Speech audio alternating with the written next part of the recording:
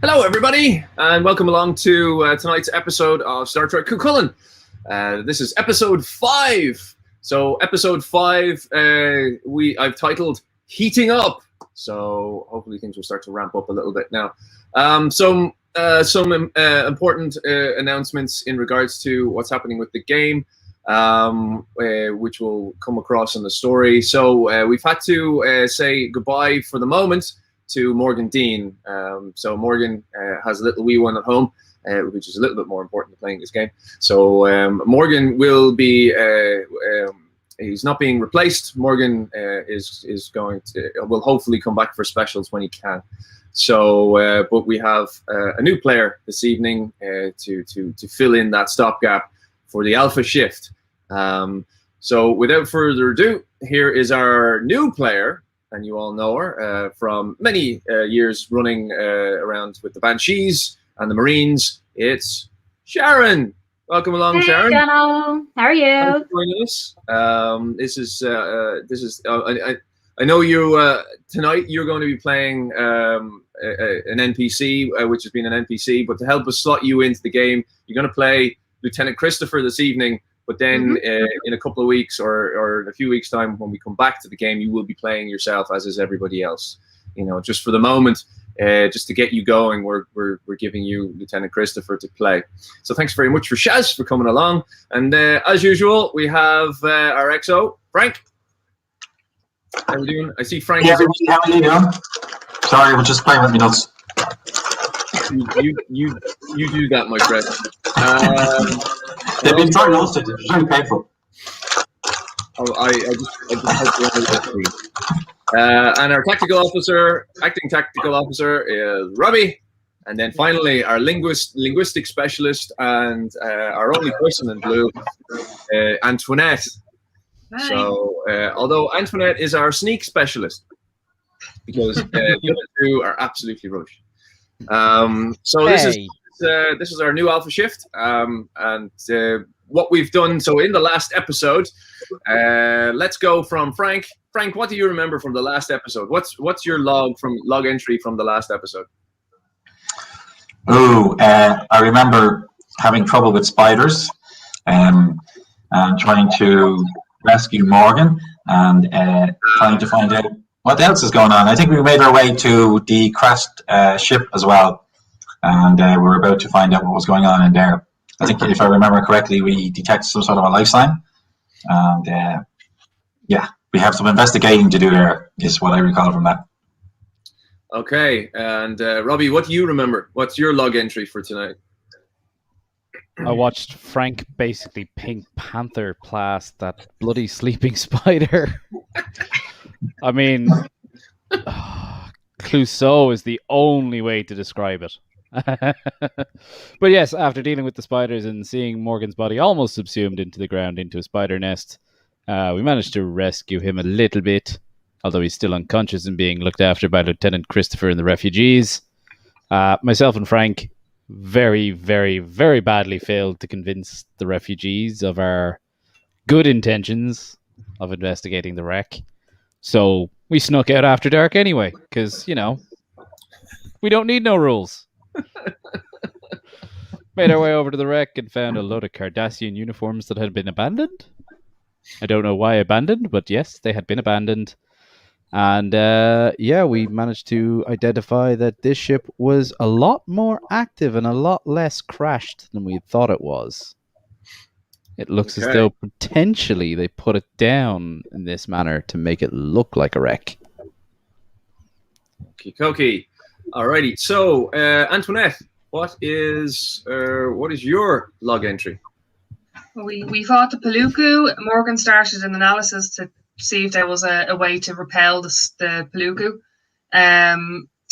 He got Paluku, by attacked. the way, is the Bajoran name for giant spiders. I pulled him to safety into one of the buildings, and then Lt Kristopher found the residence to repel the Paluku. But then she got attacked, but she used the Argo to change the polarity of the interface generator to repel them.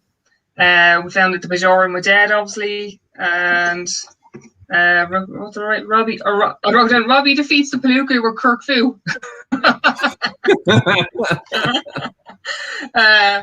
And we analysed the corpses of the Paluku with the venom so we can get an anti-venom for Morgan. And then the lads spectacularly failed to sneak to the ship. So we all made our way around the long way.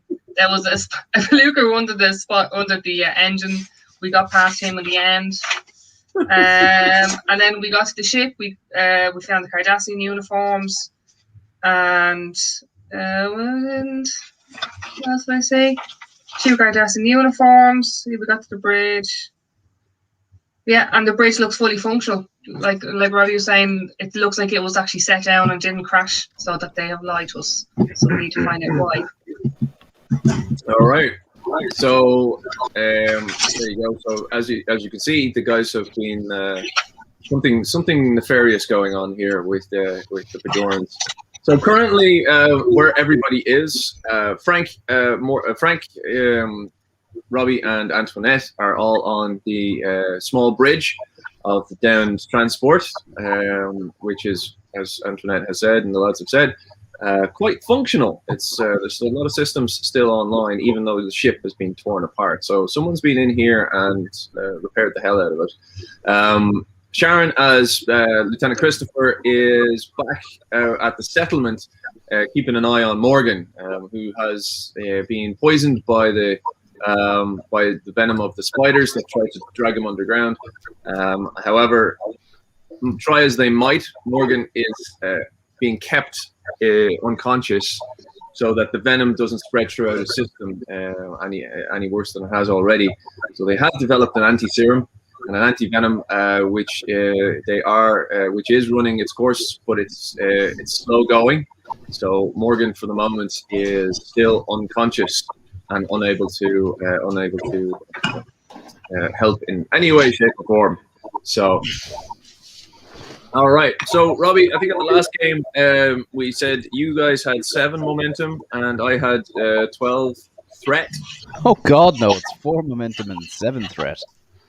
Damn it! 4 momentum.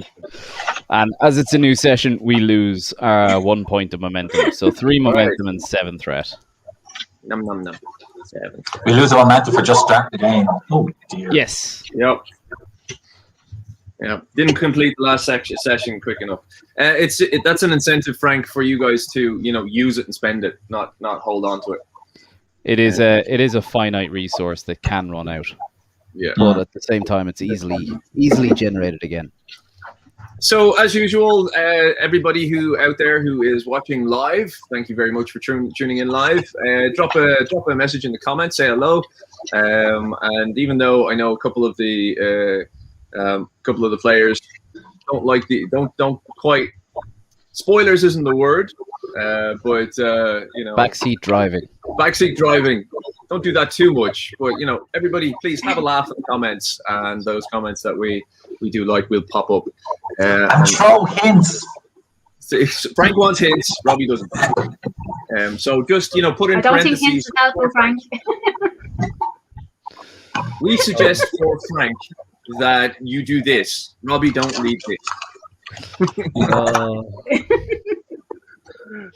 Okay, so you guys are in the ship, and Robbie is the one controlling the stream, the visuals of our map. So in that little red square there is where the boys are.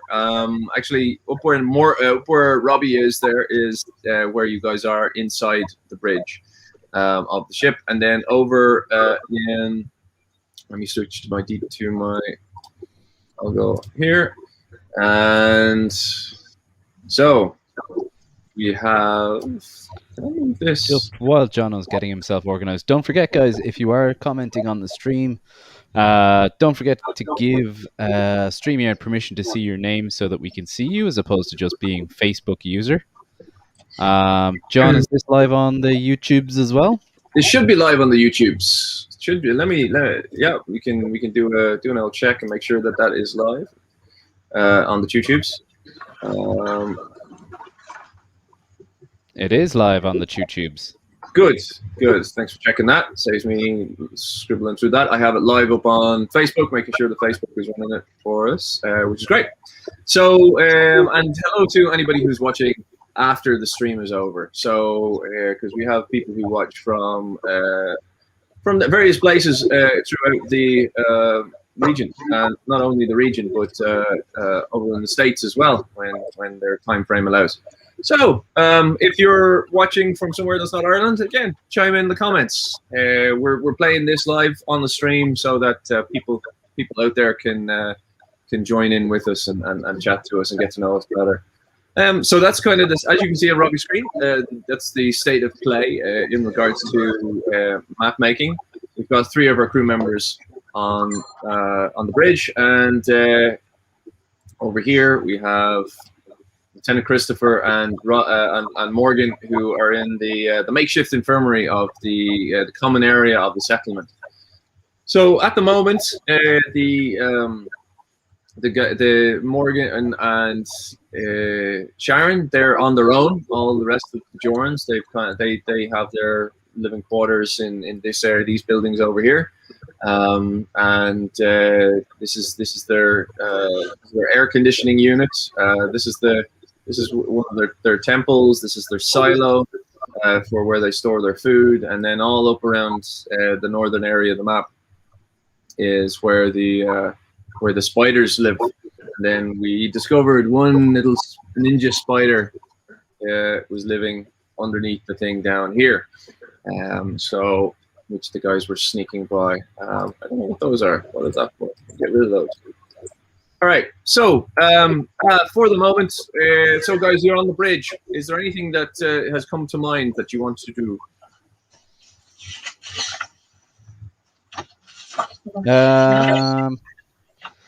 I suppose, did we manage to decrypt any of the logs last week? No, we only got to the point of finding out that there were logs, but you couldn't get at them. Okay. Can we find out if they made any communication outside of, did they get any communications out to see what exactly they were at? Or did, Well, you can see that there has been communications out through the small microsatellite in orbit that they've been using as a communications buoy, and that's how the Federation got the signal from them. So there has been the odd communication being transported through that.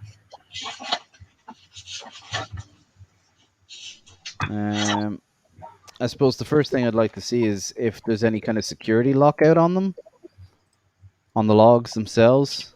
Yes, there is. Can I apply any kind of common security protocols to disengage the lockouts? Okay, you can do that. So roll your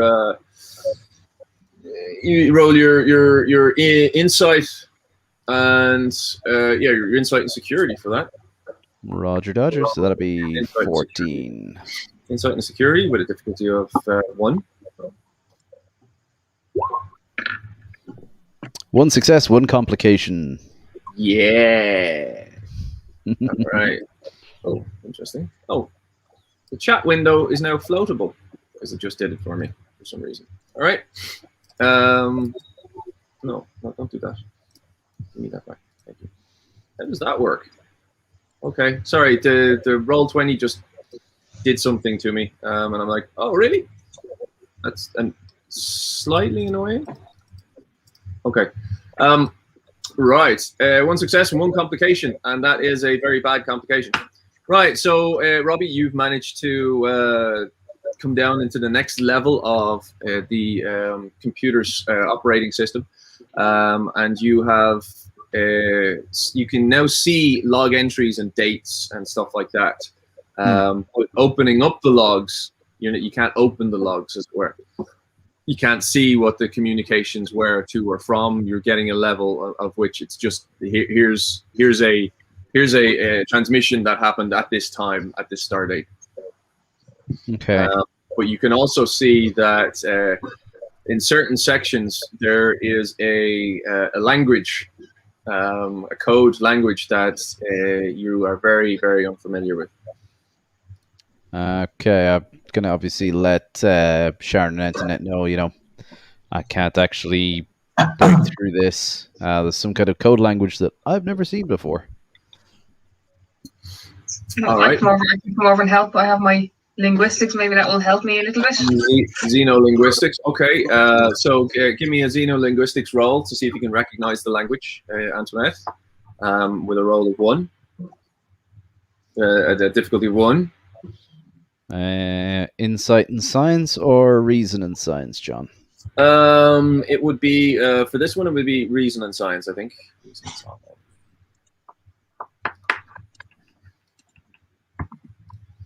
Yeah, reason and science.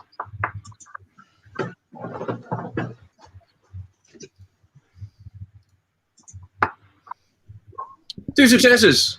Bank of momentum. Bank of momentum there, Antoinette. Well done. So, Antoinette, what you've managed to do is you've come over to watch Robbie and on a separate console beside him as he's opened up the logs and opened up some of the operations of the bridge area. You notice that once you get down past the kind of interstellar standard language that everybody would be familiar with, and what you could use your universal translators to translate for you, you find that underneath that all the locked away logs are written in a language that you've never seen before. But Antoinette, you managed to notice that it is a it seems to have a Bajoran base to it, which would track because it's a Bajoran ship, but it's not any Bajoran glyphs that you've ever seen before. And the computer, the tricorder, is having a tough time even translating what's being presented. It seems to be even though it has a base root of Bajoran, it's something that you can't recognize and is not in the computer's database. If you were to set the universal translator on this, it seems it could, unless you had the ship's computer, this could take quite a long time. It'd probably even take a week on the ship's computer. Can we see when the last log was made? You can. The last log entry was made just before the last log entry made was to the Wave Rider as it descended.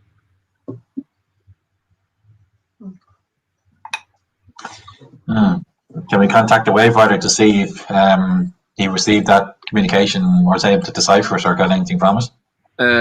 Well, from being on the Wave Rider when it happened, exactly when that was. It was when we were flying and landing on it was the beacon signal that we were given. Right. So they used the ship to guide us in. Yeah. Okay. So. Okay, so everybody make a presence and let's see. Frank, you make a presence and command roll. Robbie, presence and security. Antoinette, presence and science.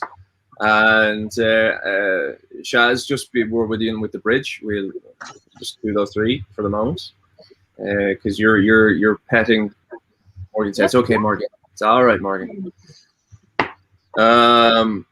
So Antoinette, you got no successes and you have gotten a complication.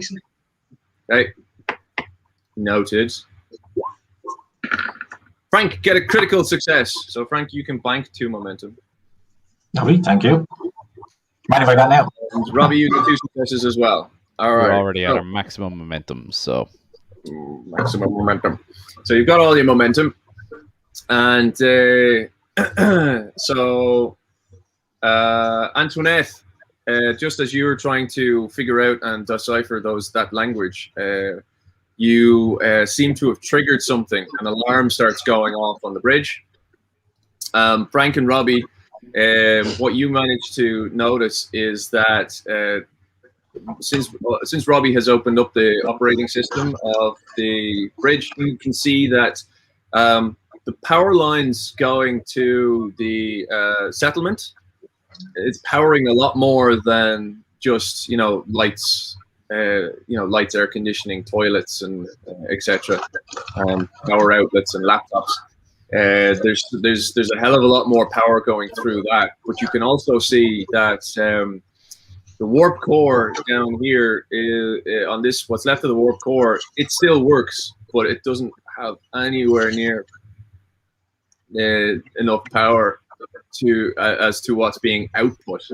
So there's something else is they're drawing power from somewhere else here as well, sending it to the settlements. There's something else going on there. The alarms are ringing, and the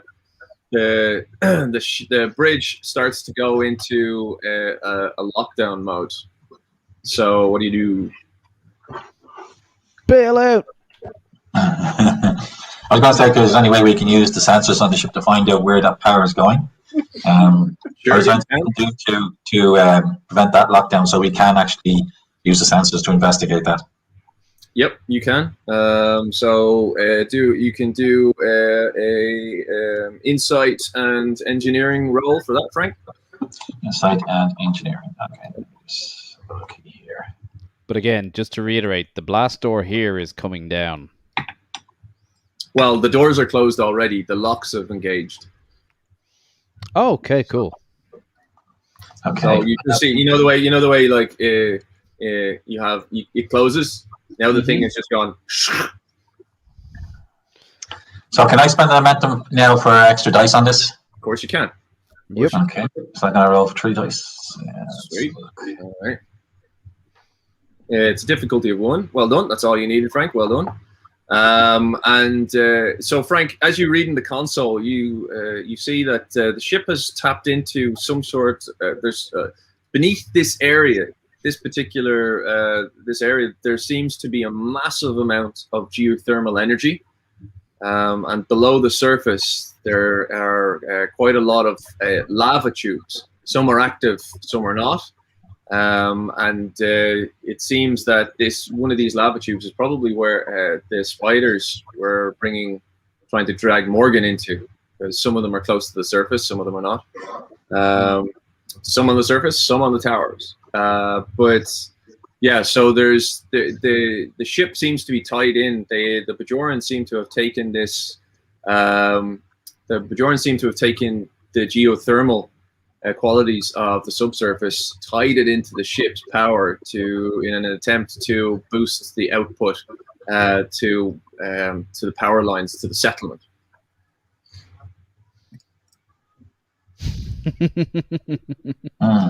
Nice thought, Anne. Nice thought. Did we ever okay, so find out what the southeasterly readings were?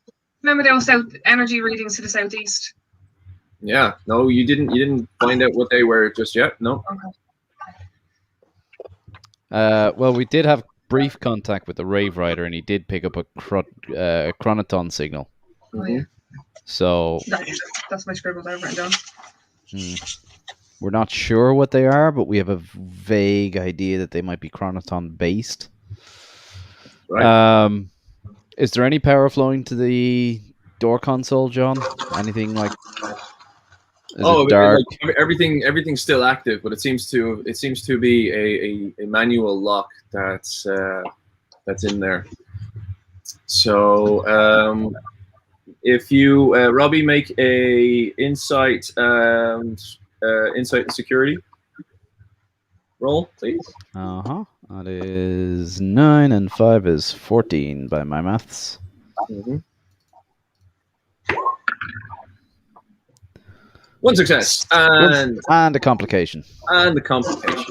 Congratulations. So as you're typing around on the bridge and you're going over to this console and that console, you're trying to figure stuff out. So what you found out 2 things, Robbie. You found out that the power lines to the settlement are the settlement is drawing negligible power compared to the output that's being put there. But what you can see is that it seems those buildings, the building hides something else. Those power lines that are going, it's not a power generation station. There's something else inside that building at the end of the lines. So. Yep. But what you've also done is you've now triggered an anti-intruder system, and anesthetine gas is now starting to flow. Fun. Okay. We need to get the hell out of here now. let's just deal with that. So you guys can have a think about what you're doing on the bridge as you're going to suffocate and be put unconscious if you don't sort something out. So we go over to Sharon, who unfortunately is on her own in the common area of the settlement in the building. So Sharon, as you're over there minding Morgan, you notice that outside the door of the common area that there's an awful lot of activity going on. There's Torrens running left and right, and you hear doors opening and closing. So that sounds just in reference to Robbie's ability to look for information in the tactical console. So and I think this is who's that? Hello, whoever you are. That's Anne. And hello, Andy Crane. Good to have you along. Andy's one of our regular viewers. So yes, there's an awful lot of activity going on out in the corridor outside. And it's a bustle of you're asleep beside Morgan. You know, you're just in the cot. You're just kind of lightly dozing, and there's an awful lot of activity. You hear, what was that? Well rested. Well rested. Yep. Yeah. All your hit points are back. You get to you sit up in the makeshift cot, which is actually just a bench. And what do you do? What do you do? Everything seems to have subsided. There was a massive amount of activity, and now seems to have gone all quiet. I figured the guys may possibly have triggered something while they were sneaking around, not so obviously, and falling over things. Do I have can I get in touch to see what they've done? Whether I need to tell lies, pretend like they're not sneaking around somewhere they're not supposed to be. Can I communicate with them at all? You can attempt to use your communicator, all right. Listen, you haven't blown up the ship yet. No, well, I mean, the ship that they're on is in pretty bad nick already, but it does have a warp core, so they're perfectly capable of blowing that one up, all right. We've done it once, we can do it again. Exactly. Can I just say, like, you know, the ship was in that condition when I got here. You haven't helped though, have you? It's not getting better. Right. So can we communicate? So, Shaz, you tap your comm badge to try and communicate with the thing. So you hit it, and you attempt to. Who are you contacting? Which one of the guys are you trying to call? Oh well, the XO, because he's supposed to be in charge. So we might ask him. All right. So you managed to. It's a little bit crackly, but you can just about hear each other. So go ahead. What's the conversation? Hi XO, can we get a sit rep at the moment? There's a lot of activity going on outside the camp. Are you doing okay? Are we in trouble? Gas! Can't talk! Need air! All right. We're in a bit of a situation here. We need to find out, get some ventilation or get the gas drawn out of the off from the bridge here so we can continue our investigation. Any suggestions? So, XO, up to yourself. Do I leave Morgan to the tender clutches of the Bajorans and come try help you? Or will I try find out what's going on around here? Well, there's already 3 of us here, so I think we might continue with the investigations over there because there's something weird going on. And we'll see what we can do here. Okay. No problem. Thanks, XO. Yeah, I think at this point we might try leave the room and see can we find a medic and ask him, see if we can find out what's going on. Okay, so Shaz, you venture out. You go to the double doors and you look through the glass. There seems to be Seems to be no one about in the corridor. You venture through the doors, and you look left and right in the building, and you listen out. And there's nothing. Everyone's. They're not in this building anyway.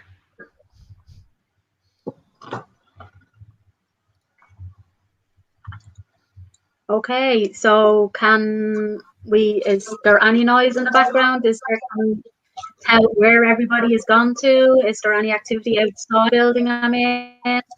Well, okay, so do you want to venture outside the building? You can venture I think outside we the should building. venture outside the building. Okay, cool. So The you venture EXO said outside. it was okay to abandon Morgan. So. Yeah, you're leaving Morgan behind. So Morgan, Morgan. since you'll be watching later on and you're catching up after we've done this live, you've just been left behind in a big empty room. EXO's choice.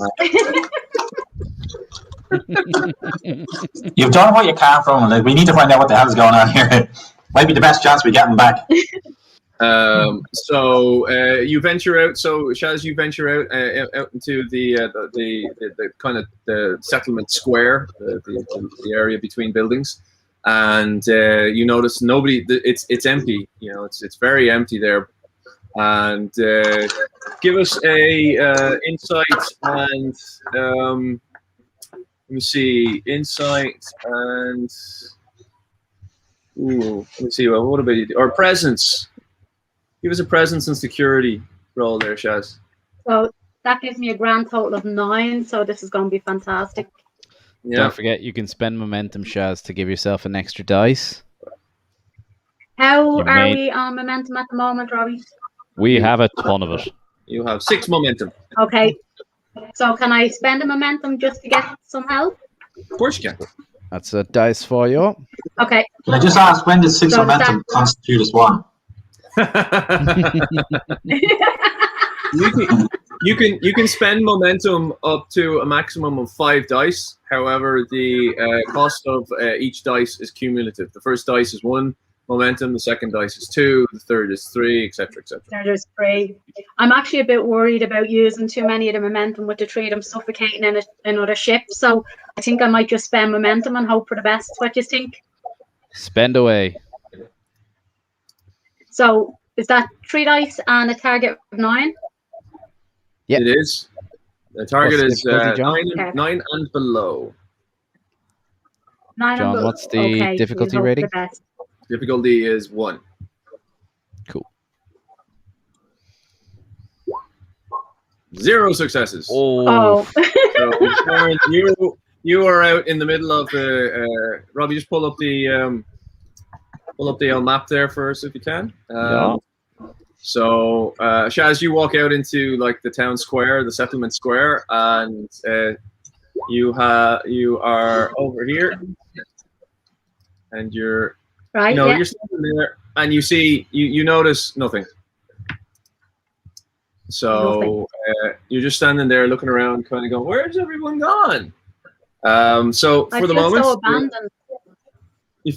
I feel so alone. I'm so alone. No, they all left me. They left me with the unconscious guy. I know. It's not like I make a great nurse. So Frank and the team, we'll go back to you guys. You're slowly going unconscious with anesthetine gas on this bridge. So what's your next moves? Gonna try to manually override the doors, maybe, to try and get some air in here. Okay. Well, we haven't had much success with doors before, but we'll try it again. Okay. So everybody give a presence and security roll, please. Security. John, as one of my focuses is there's always a backup plan. One of my values is there's always a backup plan. Sure. While the guys are working on the doors, I'm going to work on trying to reverse the atmospheric flow on the systems. Very good, very good. I'm going to spend a momentum for an extra die on that. Cool, spend. What are we saying? Insight or reason and... So Antoinette notices nothing. No. So what are you trying to do, Oh, Robbie? Trying to open the door. But no, I'm trying Robbie's to doing something reverse else. the environmental controls, basically to suck out the anesthetine and pump in oxygen again. So this would be insight and engineering for that, Robbie. Cool. So target of 12 with 3 dice. Boop. 2 successes and a complication. Well done, Robbie. So what you've managed to do as you're working away on the system there, so this you've stemmed the flow of the anesthetine into the room. You haven't been able to reverse what's already flooded in, but you have managed to just stop the flow in. So you guys are all starting to feel groggy. So that's going to increase the difficulty of everything by 1 for all the next few rolls until you can get back out and get some fresh air. So that's your complication range for that. However, as you've been going through the environmental controls, you can see that there's also been, since your activity on the bridge, there's now a buildup of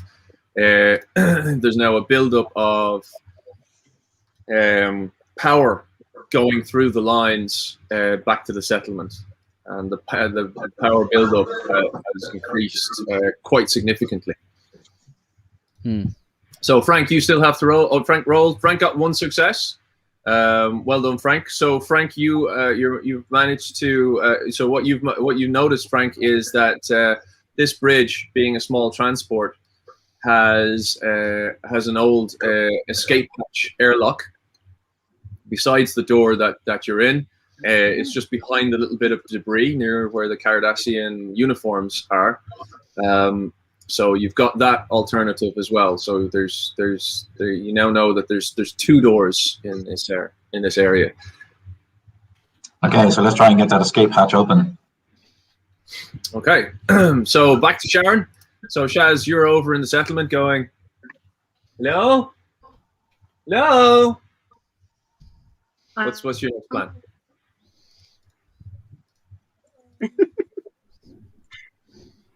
So what's the plan?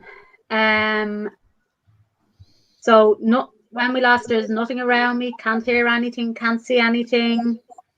Well, no. Said to try and find out what's going on. So well, roll again for presence and security. Yeah. So presence and security. So I've a 9 with 2 dice. Yeah. 2 dice. Oh, 1 success. Congratulations, Sharon. You've noticed something. So you're doing better than me. It took me long enough. So, well, Sharon, looks like Anna's telling you to go find someone's dick. Maybe you noticed that. Yeah, go find the Vidic. The Vidic. So I don't know what a Vidic is, but you need to go and find it according to Anne. The Vidic. Okay, and then jump into the Galactica universe and follow the smell of leather gab. All right. So, so Shaz, you notice that. Yeah. I warned you about the helpful hints from the other team. I have noticed. What have I noticed, John? So Shaz, as you know, you can hear that there's no you hear and feel in the ground that there's a pulse, a kind of slightly an electronic pulse that's very low resonance, and it's pulsing, and it seems to be getting quicker and quicker. And it's off to as you're looking at the air conditioning unit of or the dormitory area of the map. You see it here to the left. So there's a pulse coming from the direction of the fields. So if we pop the thing back up, you notice that there's quite a thrum of activity coming from like this area, and you look left So what do you do with that? Can I use my tricorder to scan to see is there any indication as opposed to just wandering over, walking into something I shouldn't do? Sure, you can. Can I So scan? So you can. So you open up your tricorder. It's a medical tricorder, but you can change it to sense. You've been using it for it's not a medical tricorder. It's a scientific tricorder with the extra medical scanner on the top. So it's got a slightly better sensor suite than the standard. And you've been using it for. You've been using it down in the fields earlier when yourself and Robbie got trapped in the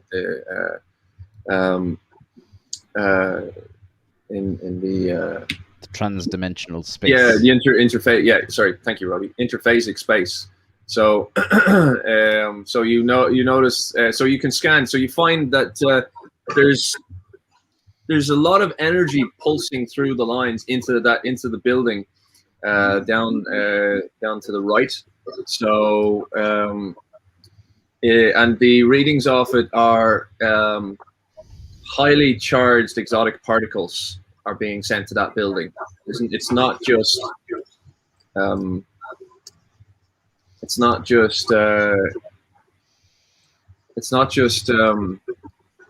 standard power for electricity and lights and stuff. There's highly charged exotic particles are being sent down those lines now and the pulse is coming into that building. So you're talking way more than standard EPS power, basically. Mm. So there's definitely something going on in that building. Can I move closer to see? Can I get a better scan, or maybe move closer to see? Can I see what's going on? Yeah, you can walk down to that building, no problem. You can get a scan, and it seems that there's you get in, you get quite close to the building, and you realize that this particular building isn't made of like what you thought was the sandstone construction of the rest of the buildings. There seems to be this is a Durasteel composite. Mm-hmm. This is another, obviously a lot of the settlement is made from scraps of the building, but this particular building seems to have more starship than local materials built surrounding it. It's almost like it's a housing for something. So yeah, and you're reading and the charged particles in this area seem to be it's coming from this building. It is titanium. Yeah, there's they're definitely hiding something in there. I don't think they want everybody to see. All right, so I'll leave Shanti there doing her scanning thing, and Morgan's abandoned back at base. Right, so you three are. He'll be fine. You three are fighting fatigue on the bridge. So what are you guys doing there? Well, we're trying to get the skill patch open to, first of all, get rid of the gas that's still remaining in the bridge. Okay, so one of you is working on environmentals, and Robbie, what are you doing? Oh, I'm taking a phaser and I'm cutting that lock open. Okay, and Antoinette, what are you doing? I can probably assist Frank with the hatch. Maybe an assist will help with the additional Frank's dealing with the environmentals to try and... the environmentals, yeah.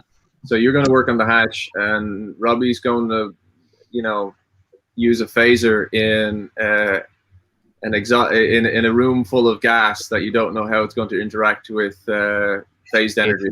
It's a nesticine. Yeah, so many gas is going to blow up the ship. Woo! It's a nesticine gas. It's inert. The first question we have to ask ourselves, is the gas flammable? I've learned from many years in Starfleet Academy and many years gassing people for interrogation. I mean, intense questioning. No, I mean, it's... Nesticine, is it flammable? Is it flammable? Hey, Antoinette, is this gas flammable? I was just going to say that might be something that I would know as a scientist. Will I know if the gas is flammable, John? Do you want me to roll science and? You would know if the gas was flammable, and while while the gas is not flammable, phaser in such close quarters with a mixture of the different gases that could possibly be in the bridge would possibly not be the best idea in the world. You safety nerds. You're all about the same thing. Oh, Brian, that's not a great idea. I probably wouldn't fire the phaser while we're still in here, please. Okay, fine. I'll pop the covering off the locking mechanism itself and try and manually open it that way. Okay, all right. So Frank, roll your insight and engineering to see what you can do with the escape hatch. Okay, insight and engineering. Okay, that's 11. Let's see.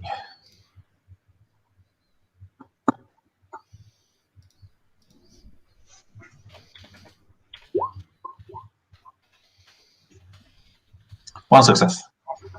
Well done, Frank. Okay, so you managed to bury down into the controls, and while this new language is a bit confusing, there seems to be a certain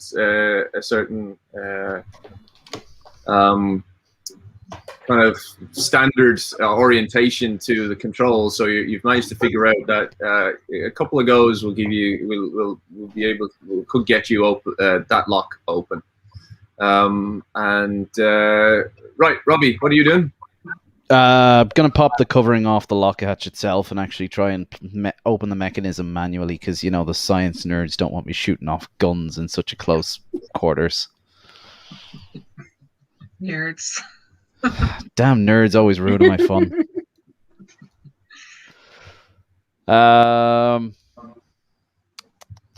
Reason and security, John? Yep. Or reason and security. Which is 7 plus 5 is 12 the last time I checked. Momentum spent. Extra dice. Spent. Cool. Let's go. 2 successes. 2 successes. Congratulations, Robbie. Alrighty. So with 2 successes, Robbie, explain to me what you've just done. So quite literally taking a piece of metal off the floor, literally just prying the actual covering off around the locking mechanism itself. Okay. Kind of nearly bending it around the locking handle itself to see if there's any additional dead bolts or dead traps in the lock itself. Right. Bypassing any of them, and then no, there's not. So with 2 successes, you open it up, and because this is a transport ship, it's not it's not a warship. It's not a a defensive ship. It's once you crack something open, there's rudimentary parts inside that don't even have interface with standard interfaces. Mm-hmm. So it's pretty standard. There's no extra language or anything here. So what was Robbie saying? Robbie went for Robbie went for Nate go boom like buses. All right, so okay, so Robbie, you've managed to get access to the door lock. So both yourself and Frank are working at about the same pace to try and get out of here. Antoinette, what are you up to? I was trying the hatch again. Okay, so you're helping Frank with the hatch. So you can work with Frank and help speed that up. So give us an insight and security to work with that hatch. Don't forget, guys, you have 2 momentum to spend. Oh yeah, inside security.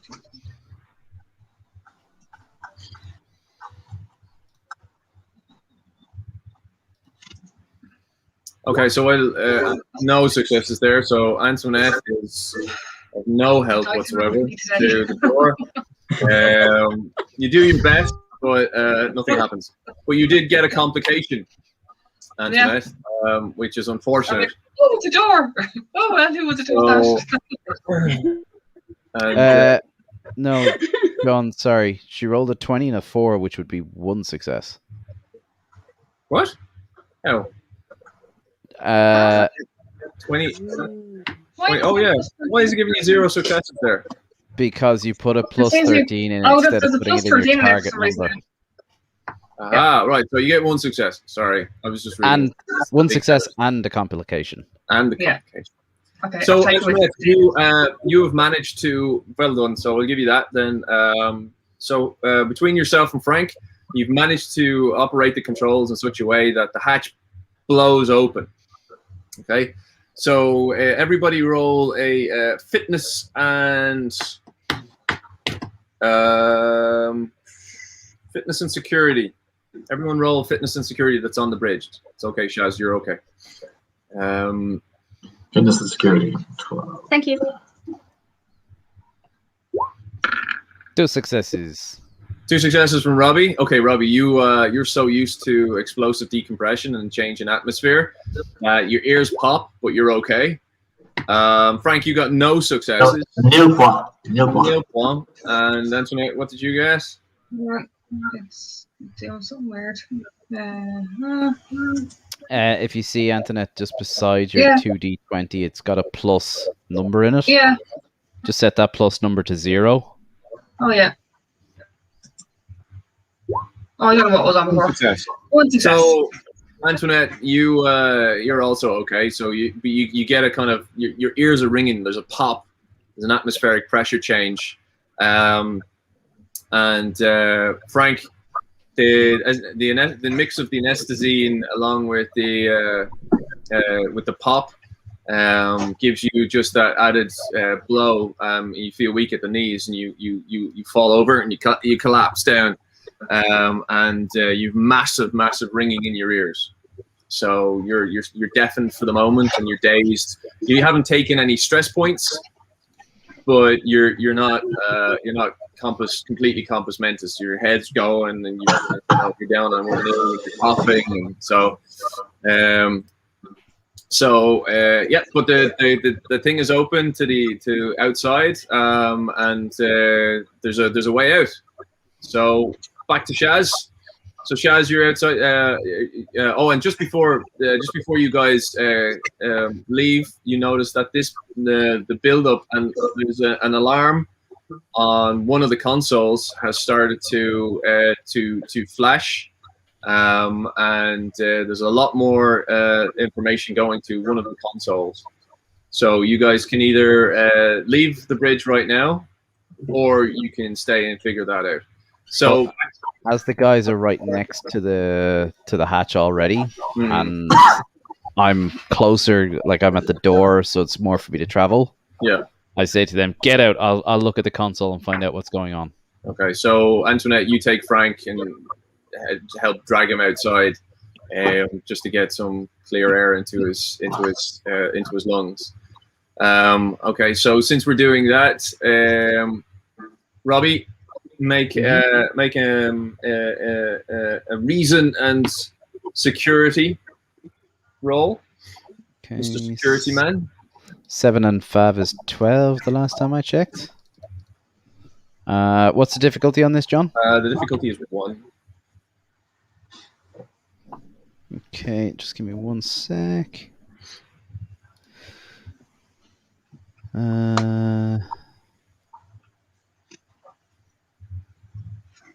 Yeah.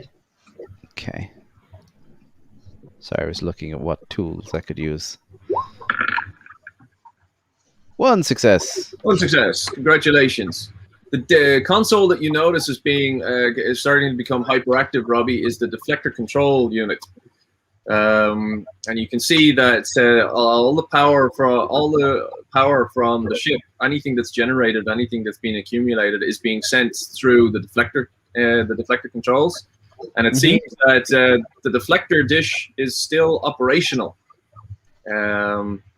So the deflector dish is no longer attached to the ship. So I think, is that Morgan? That's Morgan. That looks like a Morgan. Morgan's probably gonna say, "Please don't kill me, Morgan. We miss you. You've been left on your own. You're unconscious, and you've been left on your own. So that's not my fault." Okay, it's the Exos. Exos orders. Pretty much. He'll be all right. And he's Still wearing enough, he blue. doesn't care. He's not wearing red. He's all right. He's not a red shirt. He's a blue shirt. He's fine. He's okay. No, he's a yellow shirt. Sorry, he's a He's yellow a gold shirt. shirt, which is the equivalent of a red shirt. Sure. I'm being nice to him. You going Right. da, Morgan? Oh, So he's a cross between a gold and a gold and a blue. He's an engineer and a communications officer. Right. He got beat by a spider. He's going to have super strength. He's going to be swinging through the corridors and the ship. Maybe. It'd be like the episode where Barkley turns into a spider. Yeah. Spider Morgan does whatever Spider Morgan does. That's it. We're going to have to put a new console on the ceiling of the bridge for Morgan to operate. Where's Morgan? Morgan, do the thing. So yeah, Morgan will operate ceiling, something on the bridge. please. Just think how handy you'll be in engineering with 8 arms. Come on. Yeah, exactly. You could be operating 2 consoles at once. Yeah.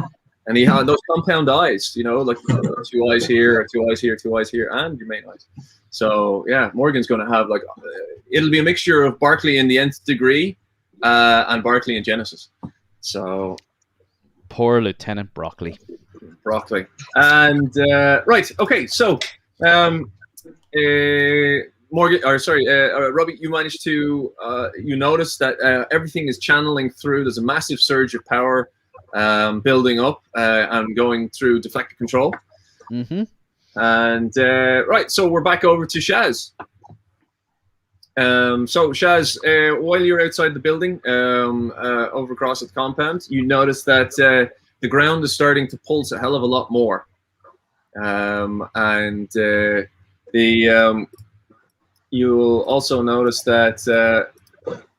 Hang on a second. Yeah, there you go. You'll also notice that there is the building is the ground is vibrating slightly, and the out of the building the roof reclines. So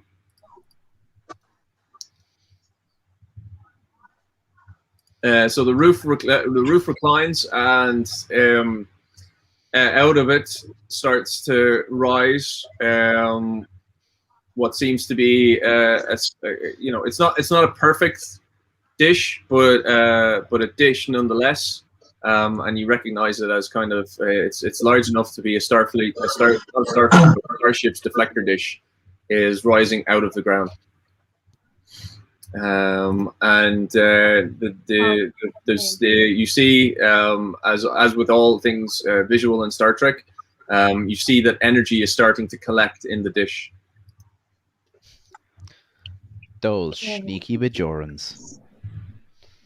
So, obviously, we've done a scan coming up closer. Is it possible to do another scan to see if we can see if anything, what's going on there? And can we also check, is there a door in the building?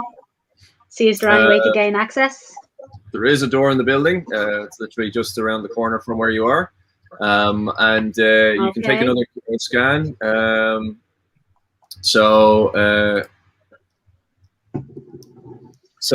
Yes, so you can make a, let's see here, insight and engineering roll there, Shaz.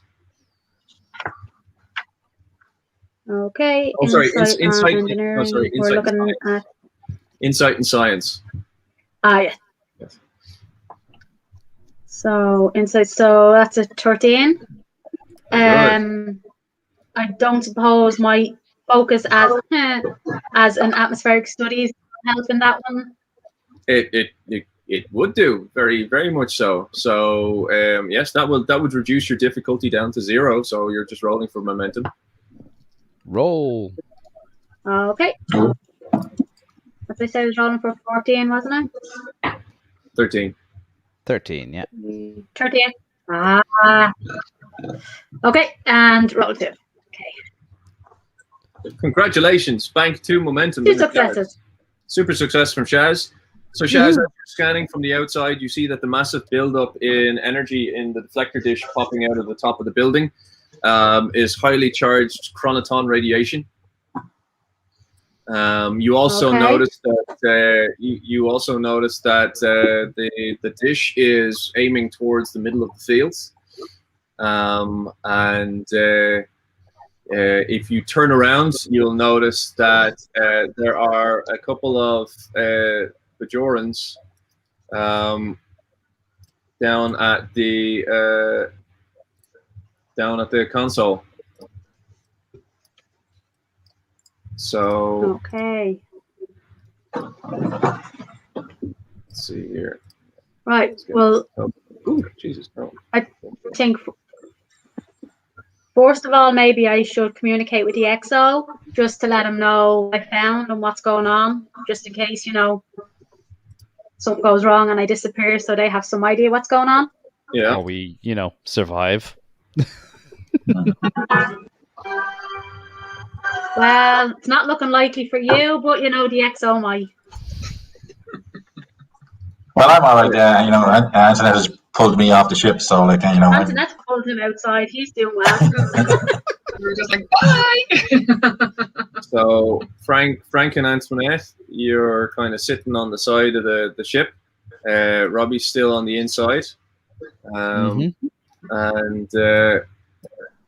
so there. Yeah. So Shaz, you're at around the side of the building. There is a door in front of you, but there's two Bajorans behind you, and there's a massive deflector dish popping up above you. And as it builds up more and more, the air, the surrounding you starts to become like highly charged. You can feel static energy through your hair, and the hairs on your arms start to stand up, and any sort of man-made material in your in your uniform starts to prickle a little bit, just like it would coming out of the tumble dryer.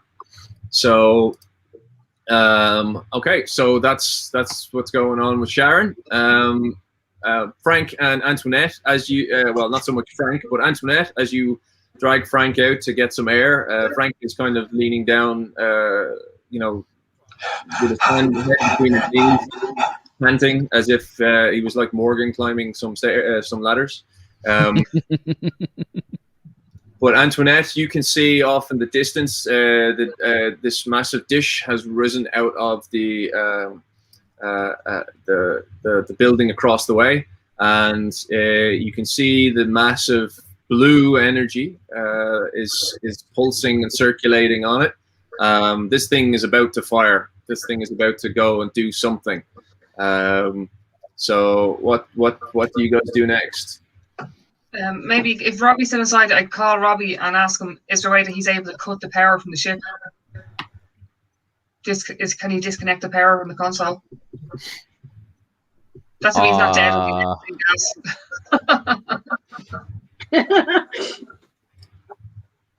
I mean, I have no problem trying to send a huge surge of EPS energy down the lines, John. Mm-hmm. You're going to try and overload the thing instead. Pretty much, just literally blow the relays by sending a huge jolt of energy down the line. Okay. And Robbie, just you're saying to yourself, I'm glad this is not Babylon 5. Otherwise, you'd be going, we live for the one, we die for the one. I'll blow the ship up. That's pretty much what I'm thinking in Robbie's mind right now. But I come back in and help because I can use my computer expertise and get us that additional dice.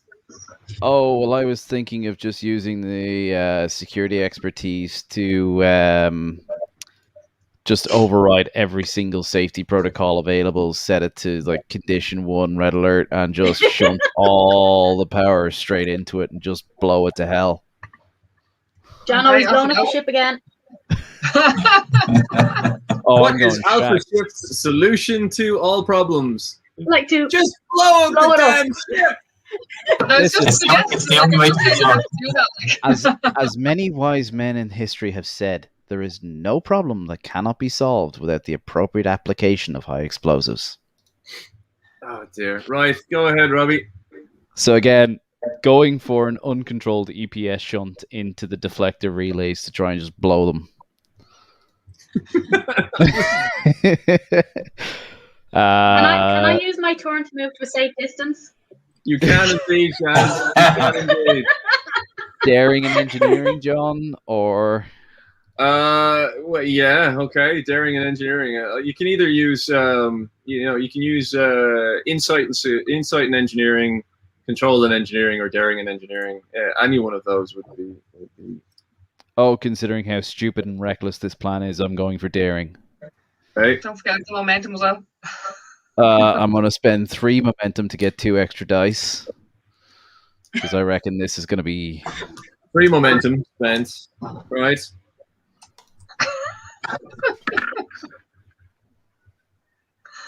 Three All right. successes and a critical success.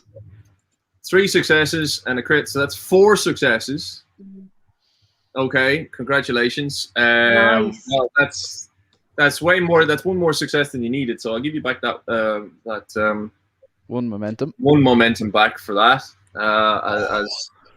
As Robbie goes, blowing up ships, breaking things, no problem. Here we go. And add some of that, and add some of that. Oh, and I'll have some of that Safety power. protocols? We don't need them. And we're connected to we're connected to highly charged particles, exotic particles. Yeah, some of them. And geothermal energy that we're tapped into. Yes, I'll have some of that too. Lovely. Yes, great, brilliant. Lights go off everywhere on the bridge. Absolutely everywhere on the bridge. Warning lights go off. That's how I know it's working. So it's inadvisable for anybody to be in this area for the next The few same minutes. postcode. Anne says, this is why we can't have nice things. People on Alpha Shift just can't have nice things. Right, so Robbie, Gaz, go ahead. I was just going to say the Exo's abandoning his crew. Robbie's blowing up the ship. I'm not sure there's going to be much left. Listen, The Exo didn't abandon us, crew. He's still here trying to catch a breath. Right, okay, so He's our luckiest Robbie, Anthony. yeah. That was kind of my idea to blow up the ship. She told me to knock it out. There's only one way to knock it out, and that's I to blow made a it up. suggestion. You're my superior officer. You don't need to take the suggestion. I'm not a superior officer, just a higher ranking one. Well. So, Sharon, as you go around to the door of the building, your scanner, your tricorder indicates that maybe going inside isn't the best idea in the world. And you look up and see that you wouldn't need sunlight right now if it was dark. Or sorry, you wouldn't need sunlight right now. It's lit up. The whole place, just blue energy is pulsing out, and you see the deflector dish is kind of cranked sideways. It lowers itself down and aims at the fields. And there's the 2 Bajorans down in the fields are working away on the interphasic generator. Just beyond the Argo, and the system fires, and this big energy, blue light energy with like white light in the center, just races down to the center of the fields. Just as it does, a dome appears over the interphasic generator, and the energy hits the dome. And as the dome starts sparkling, it looks like a phaser hitting shields, but it's constant. The interphasic the deflector dish starts sending pulse after pulse, and each pulse going to the interphasic generator is getting bigger and bigger and bigger. And the area in which the dome of the interphasic generator is getting bigger and bigger and bigger as well. So you don't know what's going to happen, but you can see that for the deflector dish and its lifespan, there's a massive cascade failure coming. And if this cascade failure goes backwards, it will not only destroy the building, the deflector dish, but if it goes back and hits the engines, the active warp core of the downed ship, there could be a planet-side warp core breach. Okay. Did we say there was a console close by on that building? There's an Argo. Is there anything I can do? There's an Argo close by.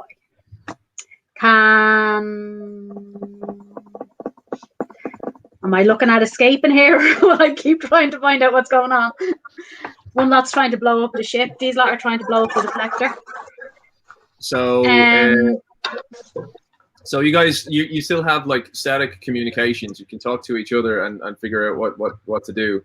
But Robbie, you've left the bridge in such a state that it's probably a good time to leave. Oh, I am out of there. I'm literally scurrying out like a scalded rat. And in the process, knocked me over while I was still trying to catch your breath. Yeah, well, you left me behind. Right, so, okay, so tell me what you're doing, guys. Just ask Robbie if he's okay. Maybe... Well. Sorry, go on, Sharon. He's fine. I was going to say, could I maybe communicate with Antoinette maybe and ask her what's going on? Has she any idea what we're going to do? Are we? Hi, Antoinette. Just checking. There looks like there's a cascade failure on this side. Do I come meet you? Do we all run? What do you think is going on? Let's get behind those rocks. Yeah, I'd take some, or maybe meet us somewhere. XO, do you think we should, like I'm just discussing with Frank, will we get her to meet us now? Because it looks like she's in danger in the area that she's in at the moment. And then we'll all get together. Yeah. Tell her to hightail her ass over here and we'll get behind those rocks. Yeah. Okay. Yeah, Sharon, come and meet us. We sent to pulse down the power lines. So that's probably why there was... or we tried to send a pulse down the power lines. We saw the deflector dish rise. So come and meet us, and then we can make a plan. We're at the ship. Okay, so. Okay, all right. So, I don't know. So Shaz, what do you do, Shaz?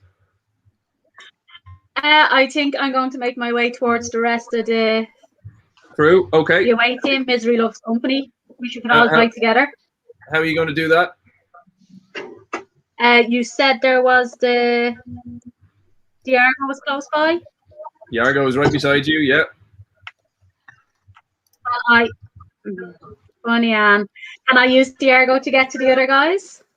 All right. So jump in and Chaz jumps into the Argo. Starts driving. Oh, I gave Robbie control of the Argo. Control of the Argo away from Robbie. Robbie no longer has control of the Argo because it's Sharon that's driving. Damn it. So, Shaz, you have control of the Argo there. Oh, wait, I have to go on to the other page. Wait. Do I have control of the Argo? Yeah. You have control of the Argo. You'll have to move your token and the Argo separately, though. You can do it. You can do a drag. I think I'm there. I'm nearly there. Is that me? Yep. Oh, that sideways move was amazing. Am I close enough? All right, listen, so guys, start running. It has coach wheels pressing all sorts. Okay, so Shaz jumps into the Argo, does a wheel spin across the dusty ground, and very much like Star Trek Nemesis and the silly opening driving sequence, she drives across with a big giant dust cloud going across her while the sky is glowing blue with chronoton energy, and the ground is beginning to shake. Sand and other things are starting to kind of rise while gravity is being distorted as well. And the three guys on that were on the bridge are now on the side of the ship. So guys, you can try and get into the Argo. We are baiting into the Argo. Give me a fitness and security. Fitness and security. Yeah. Okie dokie. 15. Yes, security. 1 success. 1 success. Robbie gets there. No problems. I'm going to spend the momentum on this. Well, Frank's going to spend 1 the success, momentum. Frank. For Antoinette, you make it. No problem. Ah, here's my dice.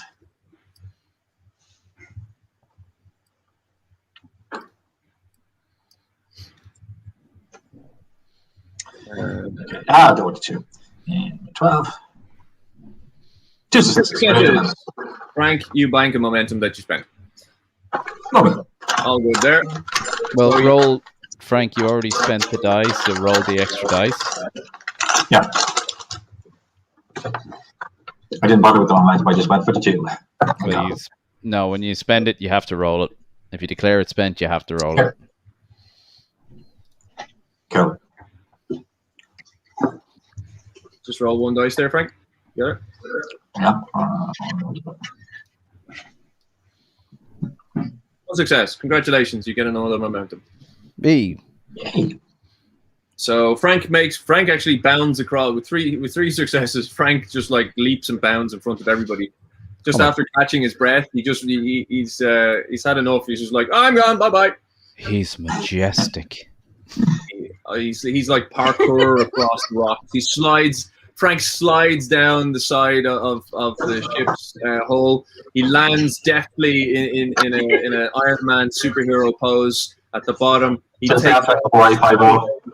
takes off straight away into a run. Gets to the edge of the rock. He vaults, grabs 2 handholds, pulls up to the top of the rock. He does a sideways slide down the gravelly rocks onto the side, and then as he gets to the Argo, he grabs one of the roll cage supports. Using his momentum, he holds onto it and swings himself into the back seat behind Shaz, and he looks at Antoinette and Robbie as they just kind of come to the side of the ship and just climb in normally, whereas Frank goes, yeah, wee, boom, right, let's go.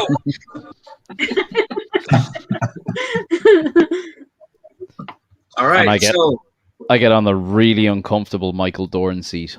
Yeah, Robbie's down the back.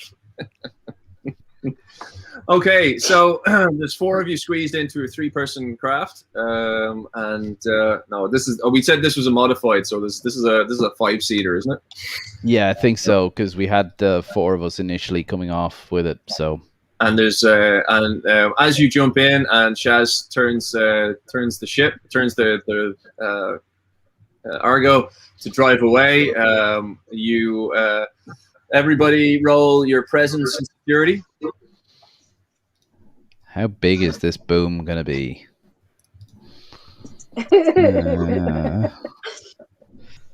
13. My presence and security is 9. I'm likely to die. 2 successes from yours truly. 2 successes from Robbie. Okay. Frank, you need to reset it to roll 2d20. Frank's okay. Oh, yeah. So that's a momentum from Robbie. Sharon rolls complication. Of course I do. Success. And Antoinette? I rolled 2 successes. You rolled 2 success, bank of momentum then. Woo! Up to Very 5. good. Well done with the momentums. Right. So you all notice as you jump in, even though you're all frantically trying to, escape a ship that's about to explode, and you jump into the Argo, you notice that the control console for the interfacic generator is missing. So the control console for the interfacic generator is no longer on board the Argo. So that's gone. And as you look around to see the what's happening, the deflector dish is pulsing so much. You see a massive buildup of the deflector dish, and it slams into the dome. The dome of the interfacic generator's energy is pulsing out. It's getting bigger and bigger and bigger itself, encompassing a larger and larger area. and it will soon encompass where you guys are pretty swiftly. And it seems to be on an exponential increase in span. As that happens, you notice that the structure that's holding the deflector dish is starting to shake. And it's the hinge that it's on, its motors and stuff are starting to fail. So there seems to be not only just energy expelling from it, it's holding, its moorings are weakening, and the generator the dish starts pulling up away from the fields, and eventually the motors and the locks just break, and it rotates and starts firing straight up into the sky and into the ionized atmosphere. Oops. With more and more energy coming from it, and so that the entire atmosphere is now starting to go. The dusty area that you are seeing in brown is now going a bluish colored. Everything is starting to turn blue, and you start to see that there are massive amounts of there's new visible charged particles in the atmosphere, and they seem to be coming from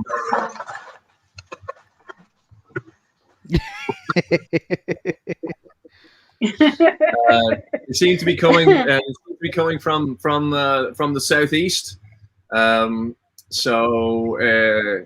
But you see, Robbie, you recognize it as the same. It's a similar pattern as to what you saw when you were locked inside at 004 variance. And Sharon, you recognize this as well because your character would have been there. So you recognize this as what you saw when you were at 0.004 variance.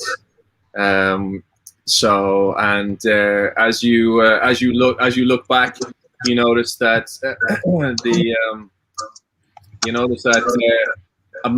the last massive push towards the interphasic generator, the Bajorans and the interphasic generator disappeared. They're gone. As well for them, the thieving little.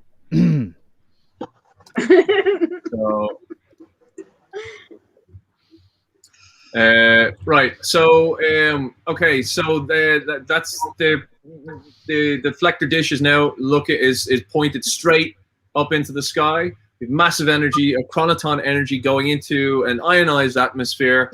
The area is going blue. You're sitting in the Argo. What do you do? Must drive faster. Must drive faster. Must drive faster.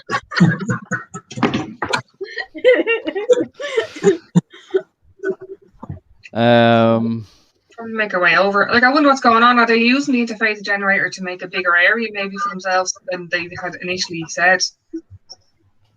So, and just to confirm, John, we've seen them basically just go poof. Yeah, they disappeared somehow on all this blue energy. There was no explosion or gas powered or flames or anything like that. They've literally, as the pulse got stronger and stronger, they disappeared. And is the deflector output still there, or is the deflector output is still there, but everything is starting to shake, and like all around the base of the buildings and the settlement, the gravity is changing. Stones and stuff are starting to rise up. Are they using the interphasic generator to hide from the Cardassians, do we think? I don't know. All I'm saying is I might have overcooked that one just a little bit. So tell me, what are you guys going to do? Should we head back over to? Did you say the town was disappearing as well, or the gravity was changing? Everything's starting to crumble. Didn't we see from the logs, or was that just Flora that saw from the logs that there was an underground, we saw that there was geothermal energy from the ship's systems. Yeah. So I'm assuming that would have been connected to a series of geothermal vents and caves and tunnels and all that fun stuff. That's right. Yeah. So essentially this could be the settlement subsiding into the surface, into those tunnels, and into the geothermal vents as such.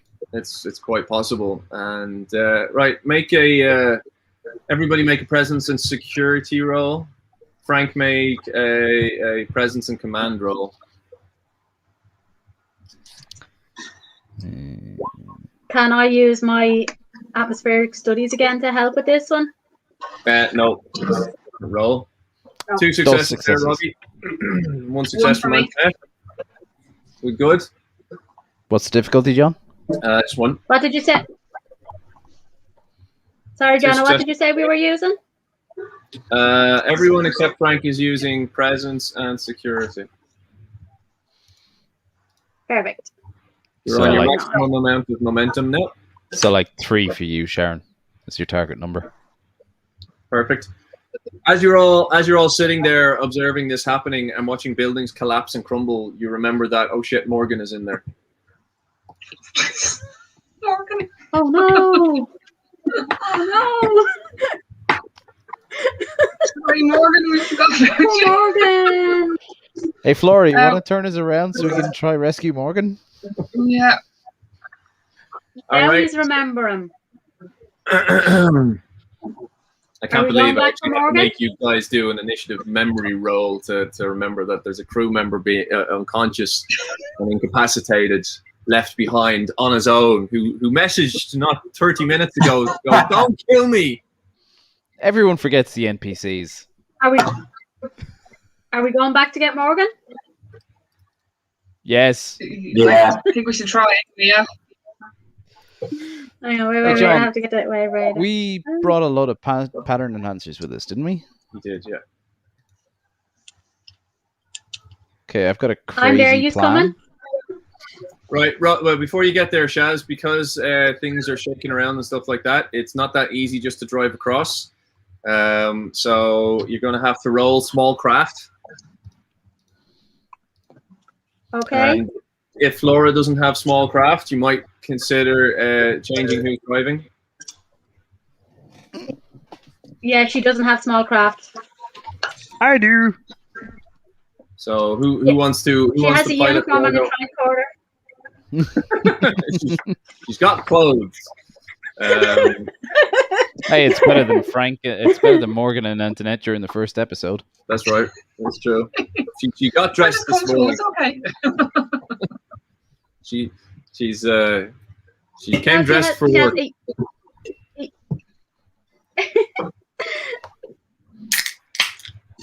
She's got what, Shaz?